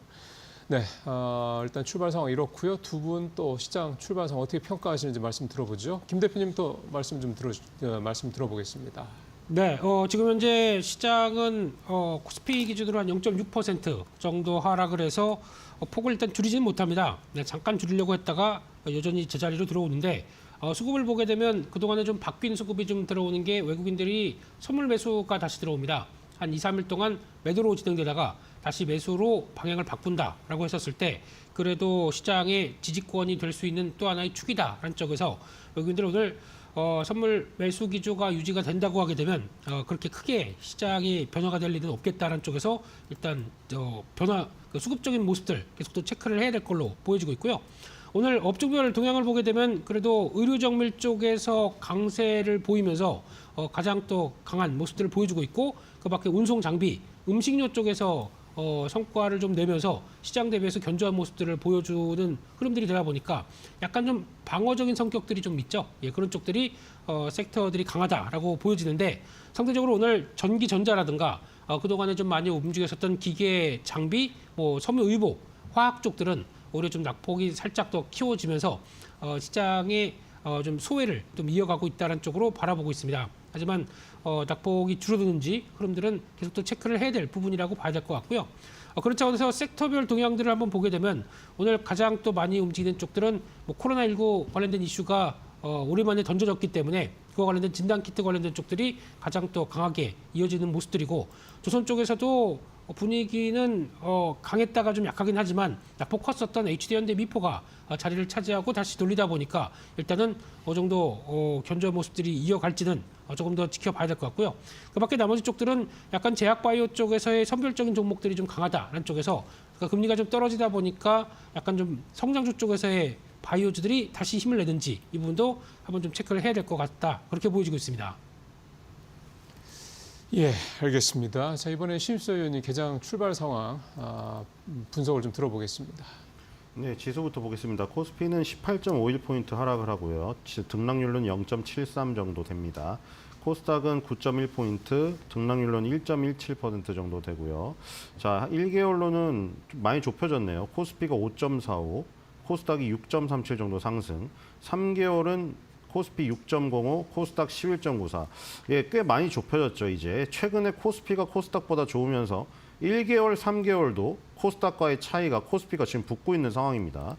자, 근데 공이 지금 저항권에 지금 진입을 하는 상태에서 코스닥이 저항을 받기 시작했다고 했죠. 반면에 코스피 같은 경우에는 중요한 이동평균선을 다 뚫었습니다. 이번 달에. 자, 이번 달에 유지가 될지는 아직 거래일수가 좀 남았지만 이대로 끝나게 된다면 지금 20, 60, 10 이 지금 모든 이동평균선들을 지금 붕괴시킨 지가 4개월 전입니다. 작년 10월 달에 붕괴된 이후에 만 4개월 만에, 만 5개월이죠. 만 5개월 만에 이 중요한 라인을 돌파하게 된다는 것이죠. 그래도 2024년도 9월 달로 지금 다시 한번 돌아갈 수 있는 상황입니다. 그 2600을 뚫으면서 이 상황이 연출됐는데 이렇게 되면, 이렇게 마무리가 되고 나면 3월 달에는 2800을 도전할 수 있는 일단 발판이 마련됐고요. 반면에 3개월, 1개월의 기세가 아직도 코스피보다는 좋았던 코스닥 같은 경우는 지금 중요한 저항권에 지금 다가섰기 때문에 오히려 3월 달에는 도전에 직면하게 된다는 것이죠. 위에 지금 21선, 20개월선, 60개월선이 전부 다 내려오고 있습니다. 굉장히 중요한 라인들이죠. 20개월선을 붕괴시킨 지가 얘는 코스닥은 작년 7월까지 가야 됩니다. 작년 7월 여름에 20개월선을 붕괴시킨 이후에 그 밑에서 지금 1, 2, 3, 4, 5, 6, 7, 8, 9, 만 9개월 동안 올라오지 못하다가 이제 올라오려고 하니 9개월 동안 하락한 것 때문에 20개월선이 꺾여 있죠. 그러니까 지금 거기가 지금 관건이죠. 700 한 80에서 800 정도 되는데 여기 라인 돌파하는 게 만만치 않을 것 같습니다. 그래서 역시 3월 달에도 코스피의 우위가 지속되지 않을까 그런 예상을 해보고요. 자, 원달러 환율은 확실히 한 단계 지금 내려왔죠.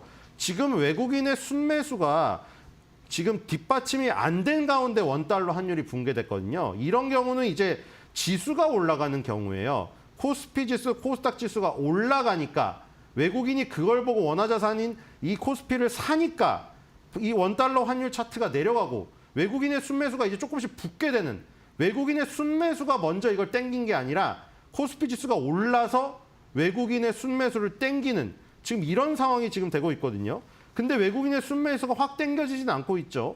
2월 20일, 21일 날 다 합쳐서 지금 한 5천억가량 팔아버렸고요. 오늘도 490억 마이너스로 일단 시작하고 있습니다. 그래서 지금 완전히 무너지지 않고 있죠. 반면에 코스닥은 2월 21일 날 1,200억을 샀지만 시장의 반전을 일으키진 못했고 오늘은 270억 팔고 있습니다.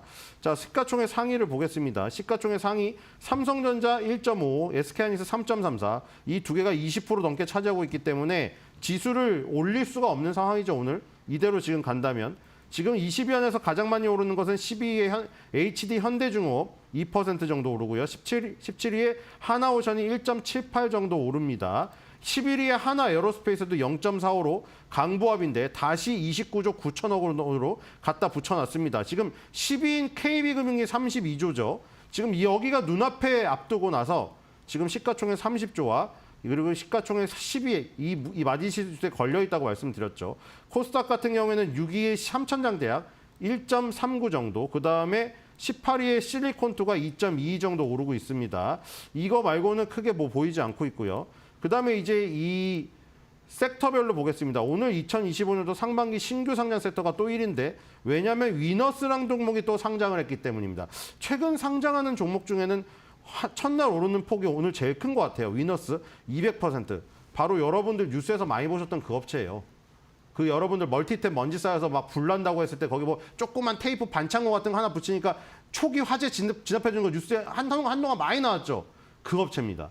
그리고 이제 그 업체가 지금 여기 스마트 홈, 전기차, 전력 설비 여기에 다 들어가 있어가지고 이걸 이끌고 있어요. 왜냐하면 그게 화재 방지라서 뭐 전기차 화재 방지, 스마트홈, 그것도 스마트홈이니까 다 섞여 있기 때문이거든요. 그래서 그건 다 한 덩어리로 봐야 될 것 같고요. 그 밑에 이제 다른 덩어리는 엠폭스 원숭이 두창 코로나19 마이크로 플라스마 폐렴입니다.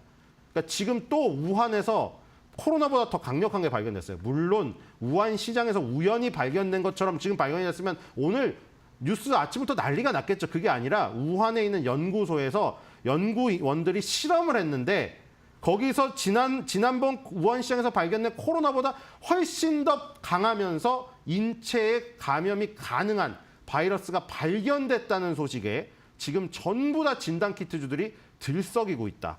그다음에 다른 건 하나 해운. 오늘 특이할 만한 게 HMM이 11.4일 오르고 있죠. 이거는 또 미국에 관련되어 있습니다. 미국이 저번 주에는 중국 조선사 한 개를 압박한다고 해가지고 우리나라 조선사가 올랐죠. 이번에는 중국 해운사를 압박한다고 해서 우리나라 HMM이 오르고 있다. 지난주와 이번 주에 조선사 하나, 해운사 하나, 중국사를 지금 압박한다는 소식에 지난주엔 조선주, 이번 주엔 해운주 얼굴만 바꿔서 오르고 있으나 그 알고리즘은 이 미국이 제안을 하는 중국 회사에 관련되어 있다. 이렇게 보시면 될 것 같습니다. 네, 업종별로 좀 자세히 좀 살펴봤고요. 또 일단 차트상으로도 코스닥보다는 코스피가 조금 더 좀 우위에 있는 그런 모습이 나타나고 있다는 말씀 좀 들었습니다. 자, 계속해서 9시 16분입니다. 섹터별로 상황 살펴보겠습니다. 권변 앵커 전해 주십시오. 네, 국내 증시 개장한 지 16분여가 흐른 상황입니다. 싱크풀을 통해서 투자자들의 검색 빈도가 높은 섹터부터 알아보겠습니다. 네, 오늘 시장은요 명확한 섹터로 몰리진 않고 있는 듯합니다. 지금 여러 가지의 섹터를 좀 혼조세가 펼쳐지고 있는데요. 검색을 했을 때 저 동그라미가 빨간색도 있고 파란색도 있는 게 좀 이렇게 분분하게 흩어져 있는 것을 보니까 오늘 시장 자체가 굉장히 혼조세가 크구나라는 생각이 또 느껴집니다. 그 가운데서도 진단키트 가장 많이 검색을 하고 있는데요. 신종 박쥐 코로나 바이러스를 발견했다라는 그 중국 연구진 소식으로 인해서 오늘 진단키트 일부 종목은 벌써 가격 제한폭까지 오르기도 했습니다. 이와 함께 해운 업종에 대한 검색 많이 하고 있는 상황인데요. HMM이 미국의 소식도 있습니다만 SK해운 사업부 인수의 우선 협상자로 선정이 됐다라는 소식까지 전해지면서 오늘 강한 상승 나오고 있고요. 냉각 시스템도 함께 확인해 보겠습니다. 일부 언론의 보도이긴 합니다만 엔비디아가 블랙엘의 발열을 한국 기업과 협력을 통해서 잡는다라는 소식이 전해지면서 시간 외에서 국내 액침 냉각 관련 기업들이 굉장히 강했습니다. 현재 개장하고 나서도 냉각에 대한 검색을 많이 하고 있는 상황이고요. 이와 함께 진단키트 연관 선상으로 지금 코로나19도 검색 많이 하고 있고요. AI 소프트웨어와 함께 볼까요? 그 옆쪽에 있는데요. AI 소프트웨어 같은 경우에 중국이 6년간 AI에 2,000조가량을 투자한다고 합니다. 미국의 스타게이트와 금액을 비교한다면 3배가량 더 투자한다고 예상이 지금 되고 있는 상황이고요. 이로 인해 오늘 AI와 관련된 검색도 많이 하고 있는 것으로 보입니다. 그렇다면 투자자들은 오늘 어떠한 포지션 취하고 있을까요? 투자자별 매매 동향 함께 확인해 보시죠. 오늘 유가증권 시장 외국인과 기관의 쌍끌이 매도세 나오고 있습니다. 380억 원, 400억 원가량의 물량을 토해내고 있고요. 개인만 홀로 담아내고 있습니다. 기관 특히나 연기금이요. 35거래일 연속 순매수하면서 최장 기간의 매수 랠리 이어가고 있는데 과연 오늘은 어떠한 선택을 할지도 함께 보셔야 될 것 같고요. 다음은 코스닥 함께 확인해 보시죠. 네, 코스닥도 마찬가지로 외국인과 기관의 쌍끌이 매도세 나오고 있고 매도의 폭도 비슷합니다. 다만 오늘 엄청 큰 폭의 매도세가 아직까지는 나오지는 않고 있다는 것도 함께 참고해 보시면 좋을 것 같고요. 계속해서 업종별 등락률 함께 살펴보시죠. 네, 오늘 코스피입니다. 보험업종이 0.2%가량 상승, 음식료품도 0.3%가량 오름세 나오고 있습니다. 경기 방어주 성향이 있는 종목을 중심으로 해서 매수세가 그나마 들어오고 있는데 운수창고가 5%가량의 강한 상승 나오고 있고요. 운수장비 보합권입니다. 해운사들이 오늘 상승을 하면서 운수창고가 오늘 좀 주목을 받고 있는 것으로 보이고 전기전자가 1.3% 그리고 기계가 1.3%가량 빠지고 있다는 점 체크해 보셔야 될 것 같고요. 코스닥 업종별 등락률도 함께 확인해 보시죠. 네, 코스닥도 혼조세 나타나고 있습니다. 출판 매체 복제가 1.1%가량 상승, 방송 서비스 1.2%가량 상승이고 인터넷도 1.4%가량 오름세 나오고 있습니다. 유가증권 시장과 다른 게 오늘은 제약 업종이 소폭입니다만 코스닥에서는 반등하고 있고요. 음식료, 담배, 비금속, 화학이 오늘 하락으로 출발했습니다. 다음으로는 상승률 상위 종목 함께 살펴보겠습니다. 네, 일성건설이 16%가량의 강한 상승 나오고 있습니다. 일성건설 같은 경우에는 정치 테마주로 엮여 있는데요. 오늘 두 자릿대 강세 나왔고요. 금양이 지난주부터 반등 강하게 시도하고 있습니다. 오늘 16%대 강세. 그리고 액침 냉각과 관련된 기업이죠. 삼성공조 시간외에서 강했었는데 오늘 정규장 역시나 두 자릿대 오름세 나오고 있고요. 코로나19 관련 기업인 진원생명과학이 14%, 그리고 HM이 오늘 13%가량 상승하고 있습니다. 다음으로는 코스닥 상승률 함께 보시죠. 네, 위너스 오늘 신규 상장주입니다. 194%까지 시세를 이어가고 있는 상황이고요. 유투 바이오 그리고 메딕폭스, 수젠텍까지 코로나19와 관련되어 있는 기업들 상한가 2개 종목 올라갔고 수젠텍도 두 자릿대 강세 나오고 있습니다. 오리엔트 전공도 19%가량 지금 상승세 나오면서 조선 기자재 오늘 좀 확인을 해보셔야 될 것 같습니다. 이렇게 시장에서 주목받고 있는 기업들까지 살펴봤고요. 전문가들은 어떤 종목 눈여겨보고 있을까요? 지금 바로 알아보시죠. 네, 역시 이 코로나 관련된 종목들은 오늘 확실하게 좀 급등을 하고 있는 그런 모습이 나타나고 있네요. 자, 좀 종목별 흐름들 두 분 말씀 들어보겠습니다. 김 대표님부터 말씀 들어보겠습니다. 네, 가장 먼저 눈에 띄는 게 2차전지 쪽이 셉니다. 센 가운데 그래서도 LG에너지솔루션이 어느 정도 좀 자리를 잡아주는 가운데 오늘 단연 돋보이는 쪽은 대주전자 재료입니다. 벌써 주가가 탄력을 받기 시작하면서 상승폭을 좀 넓혀가는 모습들인데요. 지금 현재 대주전자 재료는 주가가 7% 올라서 최근에 고점대를 돌파하는 그런 모습들로 보여지고 있고요. 시장 분위기는 일단 뭐 전고체 배터리 관련된 쪽에서 소재 쪽들 계속 또 챙겨보는 모습들 쪽에서 마찬가지로 이번 3월 달에 이어질 인터 배터리와 관련된 행사 쪽에서 국내 기업들도 뚜렷한 성과를 보여줄 것이다 라는 쪽에 대한 기대감들이 이어진다고 보여지고 있는데 일단 아직 뭐가 나올지 모르기 때문에 기대감이 먼저다라는 관점 쪽에서 주가적인 탄력은 보셔야 될 것 같은데 그래도 시장을 같은 섹터에서도 주도한다라는 쪽에 대해서 포인트를 맞춰야 될 걸로 보여지고 있습니다. 두 번째로는 또 그 계절이 들어왔습니다. 정치테마의 계절이 들어왔습니다. 오늘 보니까 오리엔트 전공이 지금 주가가 한 23% 가까운 상승세를 보이면서 시장을 주도하고 있는데 이번 주 대통령 탄핵과 관련된 최종 변론이 있죠. 그와 함께 3월 중순에는 헌재에서 어느 정도 어떤 윤곽을 나올 것으로 보여지고 있는데 그러다 보니까 그에 따른 또 이제 조기 대선에 대한 기대감들이 이어지게 되면 딱 1, 2주 동안 또 이제 정치 테마주가 시장을 또 뒤흔들겠다라는 쪽에서 그런 변화가 나올 가능성들을 고시되 전혀 관심이 없다라고 하시면 안 되고요. 변동성이 좀 크기 때문에 그런 흐름들은 시장에서 하나의 또 색깔이 움직인다라는 쪽으로 보셨으면 좋겠습니다. 마지막으로는 오늘 또 건설기계 쪽의 종목들이 좀 강합니다. 오늘 HD 현대건설기계가 주가가 탄력을 받으면서 좀 정체를 받았다가 조정을 어느 정도 좀 마무리 짓고 탄력들을 좀 보여주면서 한 3%대 상승세를 보여주고 있는데 일단 우크라이나 재건 관련된 쪽에 대한 기대감이 많이 줄었습니다. 아직까지 어떤 결과가 어떻게 나올지 모르는 상황 쪽에서 일단 지금 건설기계 쪽은 그래도 관련된 쪽에서 성과를 낼 수 있을 만한 흐름들이 아니냐라는 쪽에서 특히 전진건설 로봇이 약간 좀 주춤하고는 있는데 오히려 오늘 같은 경우는 건설기계 쪽에 종목들이 좀 더 강하다라는 쪽에서 약간 탄력들을 더 강화시킬지 부분들을 한번 좀 체크를 해보시는 게 좋을 것 같습니다. 예, 김민수 대표님 말씀 들었고 이번에 신입사 위원님 또 시장 종목별 흐름 들어보겠습니다. 네, 오늘 이제 그 뷰티 관련주들이 아주 강세를 띠고 있고 뷰티 관련주들은 업종에도 분류가 안 되어 있고 섹터별로 분류하기에도 굉장히 숫자가 작기 때문에 따로 잡히진 않죠. 근데 우리가 이제 뷰티 뭐 ETF나 뭐 이런 걸로 지금 파악을 하시면 됩니다. 우리 코스피 코스닥에서 가르는 업종은 굉장히 보수적이기 때문에 쉽사리 바꿔주질 않아요. HLB가 누구나 리보세라니 가지고 하나 원툴인 거 알고 있어도 현대라이프 보트라고 얼마 전까지만 해도 조선 기자재 업체로 분류가 되었었죠. 왜냐하면 매출 비중이 바이오가 50%가 넘어야 분류를 해주기 때문이죠. 그러니까 지금 바이오 업종의 HLB는 그동안 한동안 안 잡혔었던 것이죠. 그리고 섹터별로 해도 마찬가지입니다. 섹터별로 해도 뭐 바이오의 지금 신약 이런 거를 따로 섹터로 분류하기가 힘들잖아요. 우리나라 예를 들어 의료정밀 업종에는 5개 종목밖에 들어있지 않아요. 근데 이제 그런 것들 어떻게 가리냐면 상품으로 많이 나와 있거든요. 코덱스나 타이거나 뭐 앞에 유리자산용 거나 ETF들은 아주 개별적으로 나와 있습니다. 뭐 앨런 머스크 ETF라든가 뭐 이런 걸 세부적으로 버크셔에서 ETF, 뭐 우리나라로 따지면 뷰티 ETF에서 이렇게 종목을 묶어놨거든요. 그런 거의 움직임을 보면은 조금 더 면밀히 볼 수 있다는 거.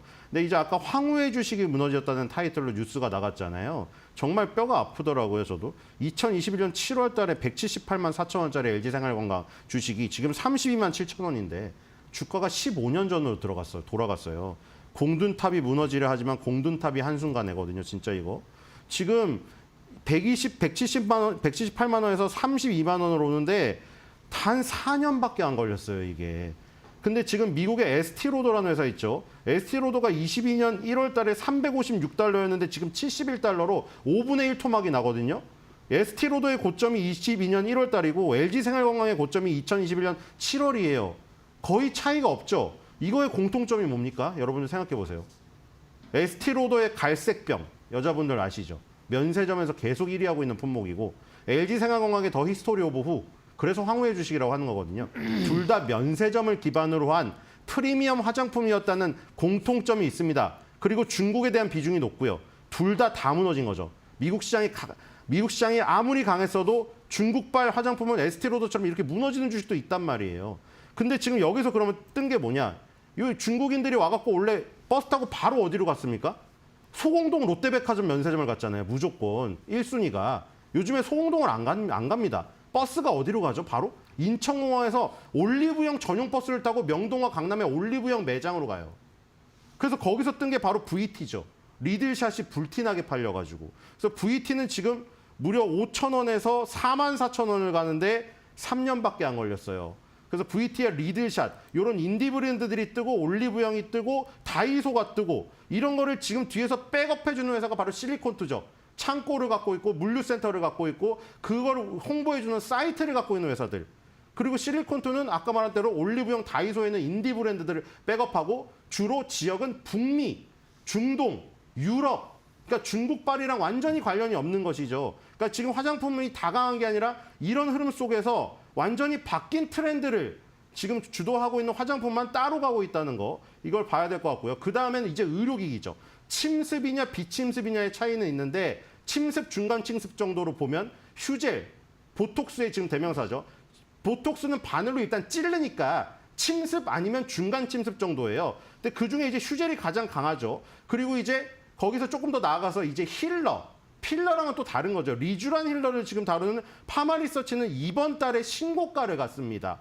29만 7천 원, 30만 원 거의 다 가서 지금 신고가를 썼는데 파마리서치 같은 이 처음에 리쥬란 힐러를 하다가 지금 완전 종합 에스테틱 기업이 되었죠. 그래서 요거를 주목할 필요가 있고요. 그다음에 이제 파마리서치가 신고가를 갖고 클래시스가 눈앞에 두고 있습니다. 작년 10월 달에 62,900원인데 지금 57,800원이니까요. 다시 한번 신고가를 땡길 수 있는 지금 흐름 속에 왔다. 그래서 이런 흐름을 보시면서 VT, 그다음에 클래시스 이런 것들 신고가 돌파할 때 추격 매수에 가담하는 이 지금 뭐 시기로 삼으시면 될 것 같습니다. 네, 알겠습니다. 이렇게 두 분과 함께 개장 이후에 주목해볼 만한 종목까지 알아봤고요. 이어서 오늘 장기 포인트 살펴보겠습니다. 먼저 김민수 대표님 말씀해 주시죠. 네, 일단 시장이 2,640선까지 좀 좁힙니다. 일단 미국은 많이 올랐다가 빠지는 거 인정을 한다고 하더라도 한국은 화이팅 하는 느낌으로 낙폭을 많이 좀 방어하면서 시장에 어느 정도 좀 중심을 잡아갔으면 좋겠고요. 이럴 때 관련돼서 계속 또 어떤 종목들이 어떤 섹터가 좀 주도를 하느냐 이 부분 체크를 해야 되겠죠. 그중에서 이제 2차 전지 쪽이 눈에 띄는데 마찬가지로 에너지 관련된 쪽에 대한 종목들도 여전히 강한 모습을 보여줄 걸로 보면서 섹터와 종목들 챙기자 여기까지 보겠습니다. 네, 알겠습니다. 그래도 하단을 지지해 주려는 우리 시장이고요. 신 의원님께서는 오늘 장기 포인트 어떻게 선정하셨을까요? 네, 예뻐지기 원하는 마음은 국적을 가리지 않는다입니다. 지금 우리나라 미용 의료기기 화장품 회사들이 아주 지금 좋은 성과를 거두고 있는데 나라가 굉장히 다양해요. 브라질, 그다음에 중동, 동남아시아, 유럽, 미국 전부 정복했습니다. 여기서 이제 중국 쪽에 그냥 포션이 큰 쪽만 지금 굉장히 안 좋은 것뿐이죠. 이 지금 어떤 세계 경제 구도상. 그래서 중국을 제외하고 다른 나라의 포지션이 굉장히 높은 이쪽을 여러분들이 쪽집게로 공략을 하신다면은 예뻐지는 마음은 국적을 가리지 않기 때문에 굉장히 큰 시장이다. 이렇게 보시고 대응하시면 될 것 같습니다. 네, 알겠습니다. 뷰티 관련된 기업들에 대해서 긍정적인 평가까지 들어봤습니다. 오늘 두 분과 함께 개장 직후의 시장 상황 알아봤고요. 오늘 말씀은 여기까지 듣겠습니다. 네. 고맙습니다. 수고하셨습니다.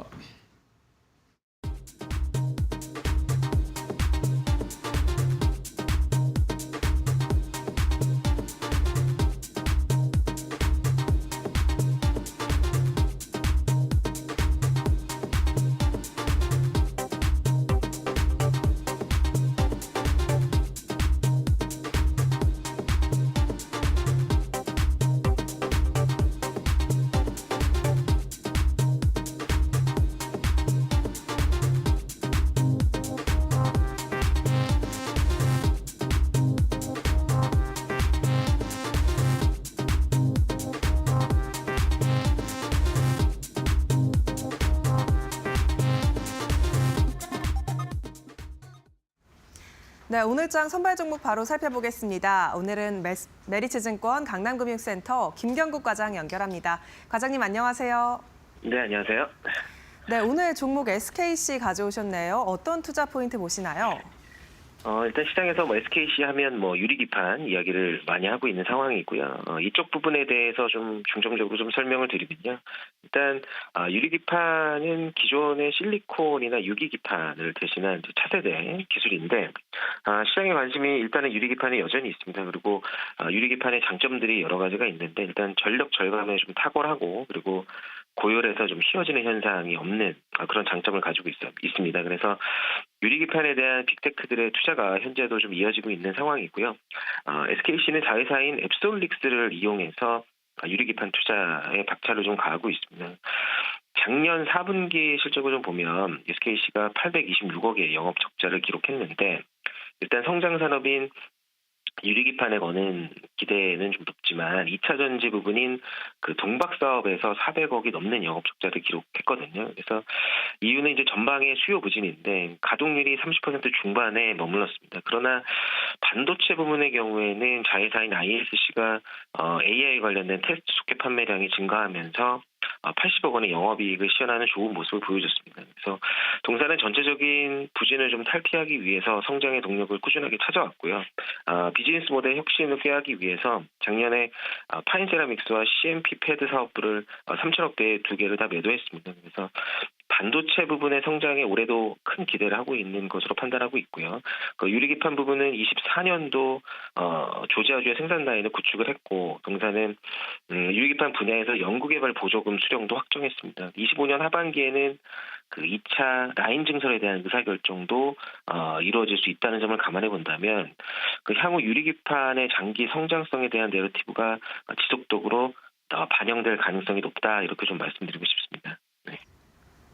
네, 유리기판 성장세에 관한 기대감 이야기해 주셨는데요. 그렇다면 가격도 함께 살펴봐야겠죠. 가격 전략은 어떻게 잡아볼까요?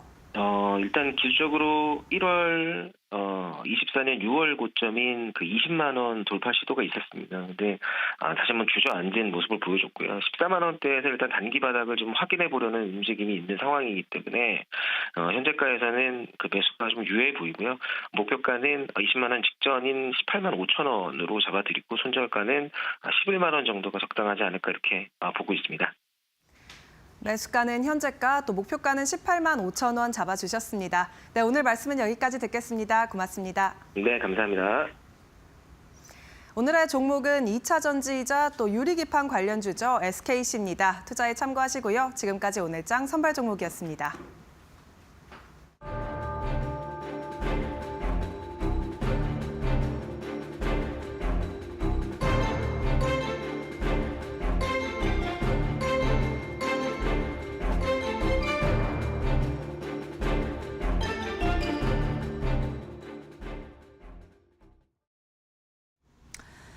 네, 오늘 테슬라 이야기 좀 해볼 텐데요. 일각에서는 테슬라 주가가 50% 이상 급락할 수 있다라는 가능성이 언급이 됐고 한때 테슬라의 강력한 지지자였거든요. 이 로스거버 카와사키 자사운용 CEO가 한 말에서 더 의미가 있다라고 해석을 하는 것 같습니다. 그런데 테슬라는 JP모건이 135달러, 웰스파고가 125달러 목표 주가를 내려잡음으로써 현재 주가의 절반, 반토막 그 이상 될 수 있다는 가능성이 또 내비쳐져서 서학개미들의 원탑이 테슬라이잖아요. 그래서 많은 분들이 궁금해하십니다. 오늘 이에 대해서 자세하게 좀 파헤쳐 보도록 하겠습니다. 오늘 블루닷 A의 AI 강정수 박사와 함께 분석해 보도록 하겠습니다. 박사님 어서 오십시오. 안녕하세요. 네. 테슬라는 정말 주말 사이에도 굉장히 이슈가 많았습니다. 특히나 자진 리콜했다라는 이슈가 있었는데 얼마만한 영향을 미칠는지 그런 부분까지 좀 말씀을 좀 부탁드릴게요. 우선 테슬라 주식 갖고 계신 분들 가슴이 많이 졸이실 거라고 생각이 들고 많이 속상하실 거라고 생각이 들고 제가 2월 10일자 이날 이데일리 방송에서 2월 달 대통령이 취임하고 나서 그 다음 그러니까 취임한 해에서 2월 달은 1950년부터 2020년까지 한 번도 주가가 오른 적이 없었다. S&P 500이. 이러한 거시적인 좀 상황도 말씀을 좀 드렸었고요. 그리고 테슬라 주가가 가지고 있는 기본적인 한계, 즉 기대치에 의해서 상승된 최고치를 찍었던 것이 펀더멘탈 소식들이 받쳐주지 않을 경우에는 자그마한 소식에도 나쁜 소식에도 떨어질 수밖에 없고 좋은 소식에도 올라갈 수밖에 없는 그런 상황이다. 테슬라의 펀더멘탈이 근본적으로 변하는 것은 올해 6월로 예고되고 있는 텍사스 오스틴에서의 FSD의 비감독 실험에 있다라고 제가 이미 말씀을 드렸습니다. 그러니까 이런 또 지난주 같은 경우 물론 미국 전체 S&P 500이 좋지 않은 상황이었습니다만은 특히 테슬라가 더 안 좋았던 것은 이런 소식인 거죠. 리콜 소식인데 사실은 이 리콜 소식이 일반 자동차에서의 리콜과 테슬라의 리콜은 좀 다릅니다. 이번에 리콜 당했던 것은 파워 스티어링 힐 쪽 관련인 건데 해서 약 37만 6천 대 정도가 리콜을 당했다. 모델 3하고 모델 Y죠. 근데 이거 대부분 보통 우리가 여러분 이제 리콜에는 두 가지 방식이 있습니다. 이제는 하드웨어 리콜이 있고 소프트웨어 리콜이 있습니다. 하드웨어 리콜은 여러분들이 다 정비소 가서 이 수리를 받으셔야 되는 거고 여러분들 스마트폰이라든지 노트북 같은 경우 가끔씩 업데이트를 하면서 버그라고 하죠. 버그도 일종의 리콜 대상인 거거든요. 버그라는 것도 오류가 발생했다라는 거고 오류를 수정하기 위해서 우리가 소프트웨어 업데이트를 합니다. 보안의 문제일 수도 있고 기능의 문제일 수도 있죠. 이제 자동차 같은 경우에도 테슬라 같은 차량들은 OTA 방식이라고 해서 소프트웨어 업데이트를 통해서 이 문제를 대부분 해결할 수 있는데 이번에 파워 스티어링에 있는 문제도 마찬가지로 소프트웨어 업데이트를 통해서 이루어진다. 여러분 아이폰이라든지 갤럭시에서 노트북에서 버그가 있어서 업데이트한다고 해서 그 회사의 근본적인 펀더멘털이 문제가 되느냐? 아니라는 거죠. 그런 부분에서 이건 조금 과잉된 일반적인 자동차 회사에 대한 반응과 테슬라가 혼돈되는 부분이라고 저는 생각하고 있습니다. 네. 근데 이제 1년간 리콜이 15배 폭증했다고 해서 주요 완성차 대비해서는 높은 비율 아니냐 이렇게 생각을 하시던데 비교를 하면 안 된다는 거죠? 그렇죠. 이제 비교 물론요. 물론 가장 중요한 건 리콜이 없으면 제일 좋죠. 우리도 소프트웨어 버그가 없으면 제일 좋은 거고요. 이런 문제들에 대해서 이제 테슬라가 인식하고 있느냐 없느냐 이것이 그리고 또한 치명적인 어떤 사고라든지 안전사고로 연결되느냐 이런 부분일 거라고 저는 생각이 드는데 이러한 대부분의 경우는 안전사고가 연결됐던 부분들은 좀 존재하지 않는 상태이기 때문에 리콜 자체를 가지고서 테슬라가 차량을 못 만든다, 안전하다 이렇게 얘기하는 것은 조금 과장된 기준이라고 저는 생각하고 있어요. 그래서 여러분들이 보실 때 리콜 소식 자체가 테슬라의 주가를 하락하고 있다는 거는 여론에서 다른 계기점이 있었기 때문에 너무나도 지금 펀더멘탈이 받쳐주지 않은 상태에서 기대치가 많이 상승되어 있기 때문에 이런 부분에서 이런 작은 소식에도 여러분들의 심리죠. 이건 특히 이제 테슬라 같은 경우 여러분 대부분 단기 투자가 아니라 장기 투자를 하게 되는데요. 단기 투자는 이 마음이 심약해질 수밖에 없습니다. 계속 올라줘야 되는데 뭔가 계속 떨어지게 되면은 심약해질 수밖에 없는 거고 이런 소식 하나하나가 주가가 흔들린다는 것 자체 좀 근본적으로 제조 공정의 문제가 드러났다든지 근본적인 품질 자체가 문제가 있다라는 지적이 나오는 것이 아니라 이러한 잦은 리콜과 잦은 소프트웨어 업데이트가 일어난다는 것 자체를 테슬라에서는 부정적으로 볼 뉴스는 저는 아니라고 보고 있습니다. 네. 네. 자, 잦은 리콜 소식뿐만 아니라 이 이슈도 테슬라 하락의 원인이 됐다라고 얘기를 하고 있어서 그 이슈를 좀 여쭤보려고 합니다. 그 전기차 시장의 경쟁자라고 할 수 있는데 리비안의 이익 실적이 테슬라의 판매 실적을 넘어섰다라고 얘기를 하고 있는 상황인데 이게 과연 테슬라에는 잠재적 리스크가 될 수 있을지가 궁금했어요. 저는 전혀 아니라고 보고 있어요. 리비안 같은 경우에는 이제 물론 이제 폭스바겐과 같이 연합을 한다든지 이런 의미에서 있을 수 있지만 여러분 정확하게 보시면 리비안이 2024년 작년 4분기에 팔았던 실적을 보면은 판매량이 14,813대예요. 그리고 작년 총 판매량이 51,579대입니다. 그러니까 5만 대 파는 차량과 180대 파는 차량의 회사를 비교해서 경쟁사라고 얘기를 할 수는 없는 거고 다만 리비안이 지금까지 적자를 보다가 이제 적자 구간에서 흑자 구간으로 변경됐다는 부분에서 리비안에게 우리가 박수를 쳐주는 거고 전기차 부분에서 경쟁자가 성장한다는 건 좋은 거니까요. 그런 부분에서 리비안 자체가 성장하는 것은 전기차 환경 전체에서 좋은 것이지 이것이 테슬라에게 경쟁이 된다 이렇게 보기는 어려운 거죠. 오히려 지금 테슬라 같은 경우에는 일론 머스크가 너무 지나치게 정치적인 활동을 하게 되면서 소비자들에게 반감을 사는 문제 이것이 지금 점점 시간이 갈수록 심각해지고 있는 문제 이런 부분들을 좀 저는 우려하고 있는 거고요. 그리고 또 하나는 FSD만을 지금 바라보면서 지금 모델 Y를 제가 지난 2월 10일에도 말씀드렸던 것처럼 1, 2월에는 판매를 하지 않는다라는 것 이건 정말 경영진에서 여러분 대범하게 주가를 신경 쓰지 않겠다라는 결정을 한 거거든요. 우리는 3월 달에 매출을 올릴 거야. 왜 1월에 예약을 해도 흔히 말하는 인도는 3월에 이루어지기 때문에 1분기에 판매 실적은 테슬라는 거의 포기했다고 볼 수가 있습니다. 좀 이러한 거친 지금 지뢰밭과 거친 풍랑들을 테슬라 주가는 헤쳐갈 수밖에 없는 상황이 언제까지 지속되느냐? 6월까지 지속될 수밖에 없다. 2분기까지요? 네, 그래서 좀 마음을 좀 단단히 먹으셔야 되고 결코 단기 투자가 아니고 장기 투자자라면 이런 심리적인 하루하루의 등락폭과 이러한 낙폭과 상승폭에 대해서 너무 일희일비 안 하시는 것이 좀 좋지 않을까라고 저는 개인적으로는 생각하고 있습니다. 네. 말씀을 들어보면 테슬라의 주주들은 2분기까지는 안전벨트를 좀 매고 그렇죠. 일희일비하지 않는 그런 마음가짐이 좀 필요하다라고 조언을 해주셨고요. 네. 이슈는 너무 상당 부분 많아요. 그렇죠. 그래도 이슈는 많죠. 네. 인도 얘기도 지금 나오고 있습니다. 올해 4월 말부터라고 들었는데 인도 쪽 이제 판매를 시작을 할 것이다라는 부분이 있는데 인도 같은 경우에는 정말 중요한 게 가격 경쟁력이잖아요. 네. 그쪽에서도 이제 깎고 들어가는 부분이 있어야 될 텐데 그러니까, 우리나라도 일부 차종밖에 안 되잖아요. 네네네. 그런 셈법은 또 어떻게 보십니까? 그러니까 우선은 여러분 인도에서 테슬라라든지 해외 차량, 인도에서 생산되지 않는 차량, 특히 생산될 때도 5억 달러 이상을 투자해서 생산되지 않는 차량은 관세가 100%예요. 인도같이 가청소득이 낮은 나라에서 관세가 그냥 100%라는 건 가격이 2배가 된다는 거잖아요. 아무런 수입차는 경쟁력을 없게 내수 산업을 보호하기 위해서 과거 70년대 남미, 아르헨티나나 브라질에서 했던 방식과 똑같은 자국 산업 보호 정책을 지금 쓰고 있다는 거고 타타라고 하는 인도의 전기차 기업을 밀어주기 위한 조치라고 보고 있습니다. 그럼 여기에서 관세를 갖다가 낮춰서 들어가기 위해서는 결국은 테슬라도 현지 생산을 해야 되는데 우선은 테슬라는 그러한 계획을 가지고 있고 이 부분이 이제 아직 베일에 쌓여 있지만 여러분도 이제 듣고 있는 올해 5월 또는 6월에 나올 거라고 예상되는 모델 Q가 인도를 공략할 수가 있겠죠. 그래서 지금 벌써 링크드인이라든지 이런 구인 구지 사이트에서 테슬라 마케팅 인도 직원을 뽑고 있습니다. 이거는 테슬라가 인도에 진출하겠다는 계획을 갖고 있다는 거고 사실 이런 계획은 과거에도 여러 차례 갖고 있었죠. 근데 문제는 트럼프가 그랬더니 좀 부정적인 발언을 한 거예요. 굳이, 그러니까 이해는 하겠지만 굳이 미국의 조력을 인도에 갖다 줘야만 하느냐. 근데 이거는 이제 설득의 문제인 거고 협상의 문제인 거기 때문에 트럼프가 지금 완전히 반대한 것은 아니지만 트럼프가 우려를 표현했다. 이런 부분에서 이것이 쉽게 성사되기는 어렵지만 만약에 테슬라가 인도에 공장을 짓고 인도 시장에서 관세 장벽을 넘어서 테슬라가 지금 모델 Q를 갖다가 인도에서 생산할 수가 있다라면 테슬라 주가에는 대단히 큰 긍정적인 영향은 줄 수 있다라고 볼 수 있습니다만 여러분 아직까지는 너무 기대치를 높일 필요는 없다라고 말씀을 좀 드리고 싶습니다. 네.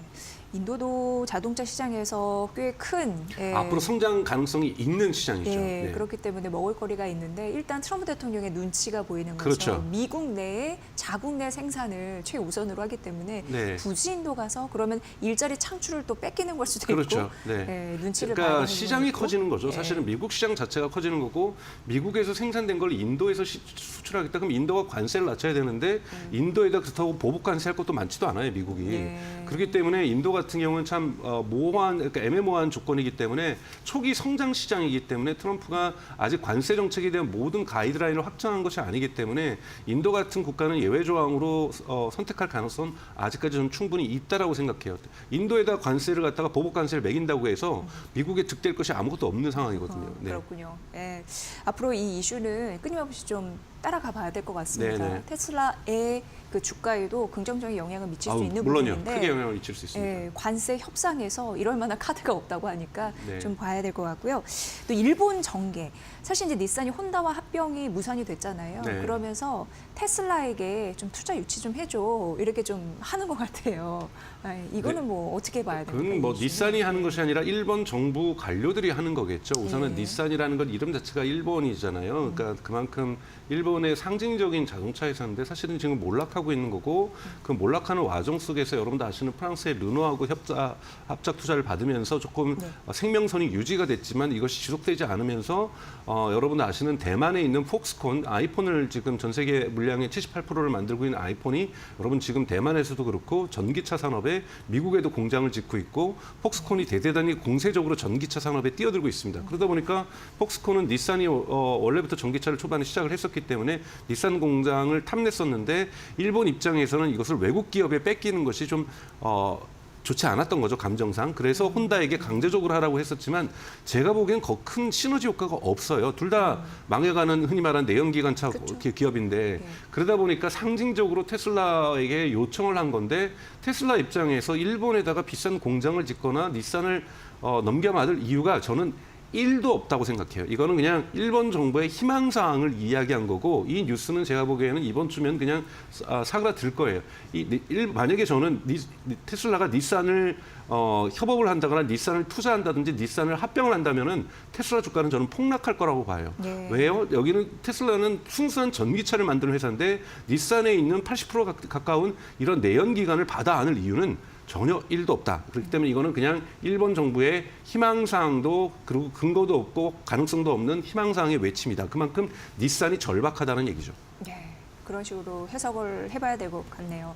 그리고 강정수 박사님께서 테슬라 관련해서 매일 강조해 주시는 부분이 있습니다. 6월 텍사스에서 네. 비감독형 FSD 출시할 예정이다. 이 이슈에 따라서 주가의 방향성이 크게 달라질 수 있다라는 부분 좀 말씀해 주셨는데 지금 미국과 중국 사이에 어떻게 보면 낀 테슬라라고 얘기를 할 수 그렇죠. 있어요. 네. 그런데 만에 하나 이제 우려하는 것은 중국 쪽에서 자율주행 제동이 걸리지 않을까라는 우려감입니다. 좀 연결되어 있는 포인트가 있다면서요. 네, 사실은 2024년 7월 달에도 일론 머스크가 2025년 상반기에는 중국에서 좋은 소식이 있을 것이다. 네.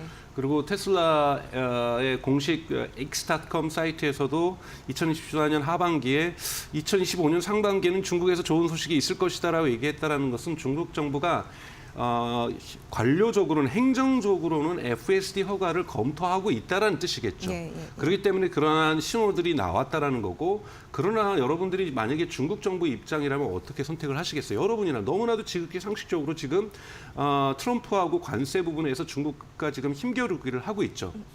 테슬라 카드는 맨 마지막 카드입니다. 네. 맨 마지막 흔히 말해서 꽃놀이패인데 이 꽃놀이패를 지금 깔 이유는 전혀 없는 거죠. 만약에 정말 미국하고 경쟁에서 심각해질 경우에 우리 테슬라 FSD 허가 안 해줄 수 있어. 라고도 나오면서 일론 머스크를 압박을 통해서 간접적으로 트럼프 행정부의 압박을 취할 수 있는 것이 중국의 FSD 카드다 보니까 중국은 이것을 끝까지 들고 있을 겁니다. 그렇기 때문에 아직까지는 여러분도 아시겠지만 지금 4월 이후에나 미국의 관세 정책이 확정될 거라고 보고 있는 거거든요.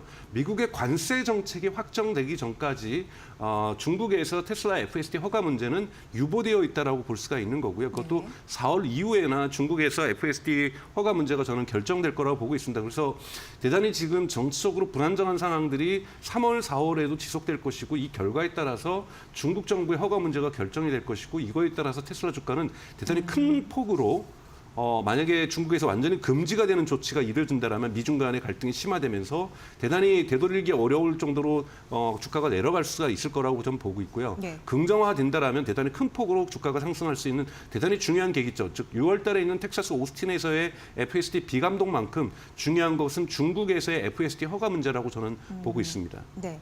마지막 질문 간단하게 좀 여쭙도록 네. 하겠습니다. 4분기 실적에 대한 자신감을 테슬라는 보였는데 믿어도 될까요? 올해 2024년, 2025년이요? 예. 그거는 1분기는 지금 차량 판매를 거의 포기한 상태라고 볼 수가 있고 이거는 네. 고의적이고 의도적인 거죠. 생산을 모델 Y를 대단히 빠르게 3월부터는 가속화시키기 위해서 램프업하기 위해서라고 보고 있고요. 모델 Q의 등장이 지금 현재 테슬라 공식 사이트들을 통해서 예고가 되고 있습니다. x.com을 통해서 저는 모델 Q가 의미 있는 생산 양식을 할 거기 때문에 전체 2024년 대비 2025년 자동차 판매 매출에서도 한 20%의 성장은 충분히 가능한 하반기 중심으로 해서 가능할 거라고 저는 보고 있기 때문에 네. 테슬라 주가는 하반기 정도부터 오스틴에서의 테스트와 함께 상승할 수 있는 가능성들을 가지고 있다고 보고 있습니다. 네. 많은 시청자분들이 강정수 박사님의 테슬라 콘텐츠 좋아하시더라고요. 네. 근데 너무 서화 개미들의 원픽이어서 저희가 지속적으로 이슈 나올 때마다 꼭 점검해 드리도록 하겠습니다. 블루닷 AI 강정수 박사의 분석으로 여러분 함께 하셨습니다. 잘 들었습니다. 네, 고맙습니다. 네, 오늘 시장은 양시장 모두 조정권이고요. 코스닥이 1% 넘는 하락세, 코스피도 1% 가까운 하락세, 외국인과 기관의 동반 매도 나오고 있습니다. 잠시 후 마켓나우 2부에서 오전장 전략 구체적으로 세워드리도록 하겠습니다. 저는 잠시 후 2부에서 뵙도록 하겠습니다.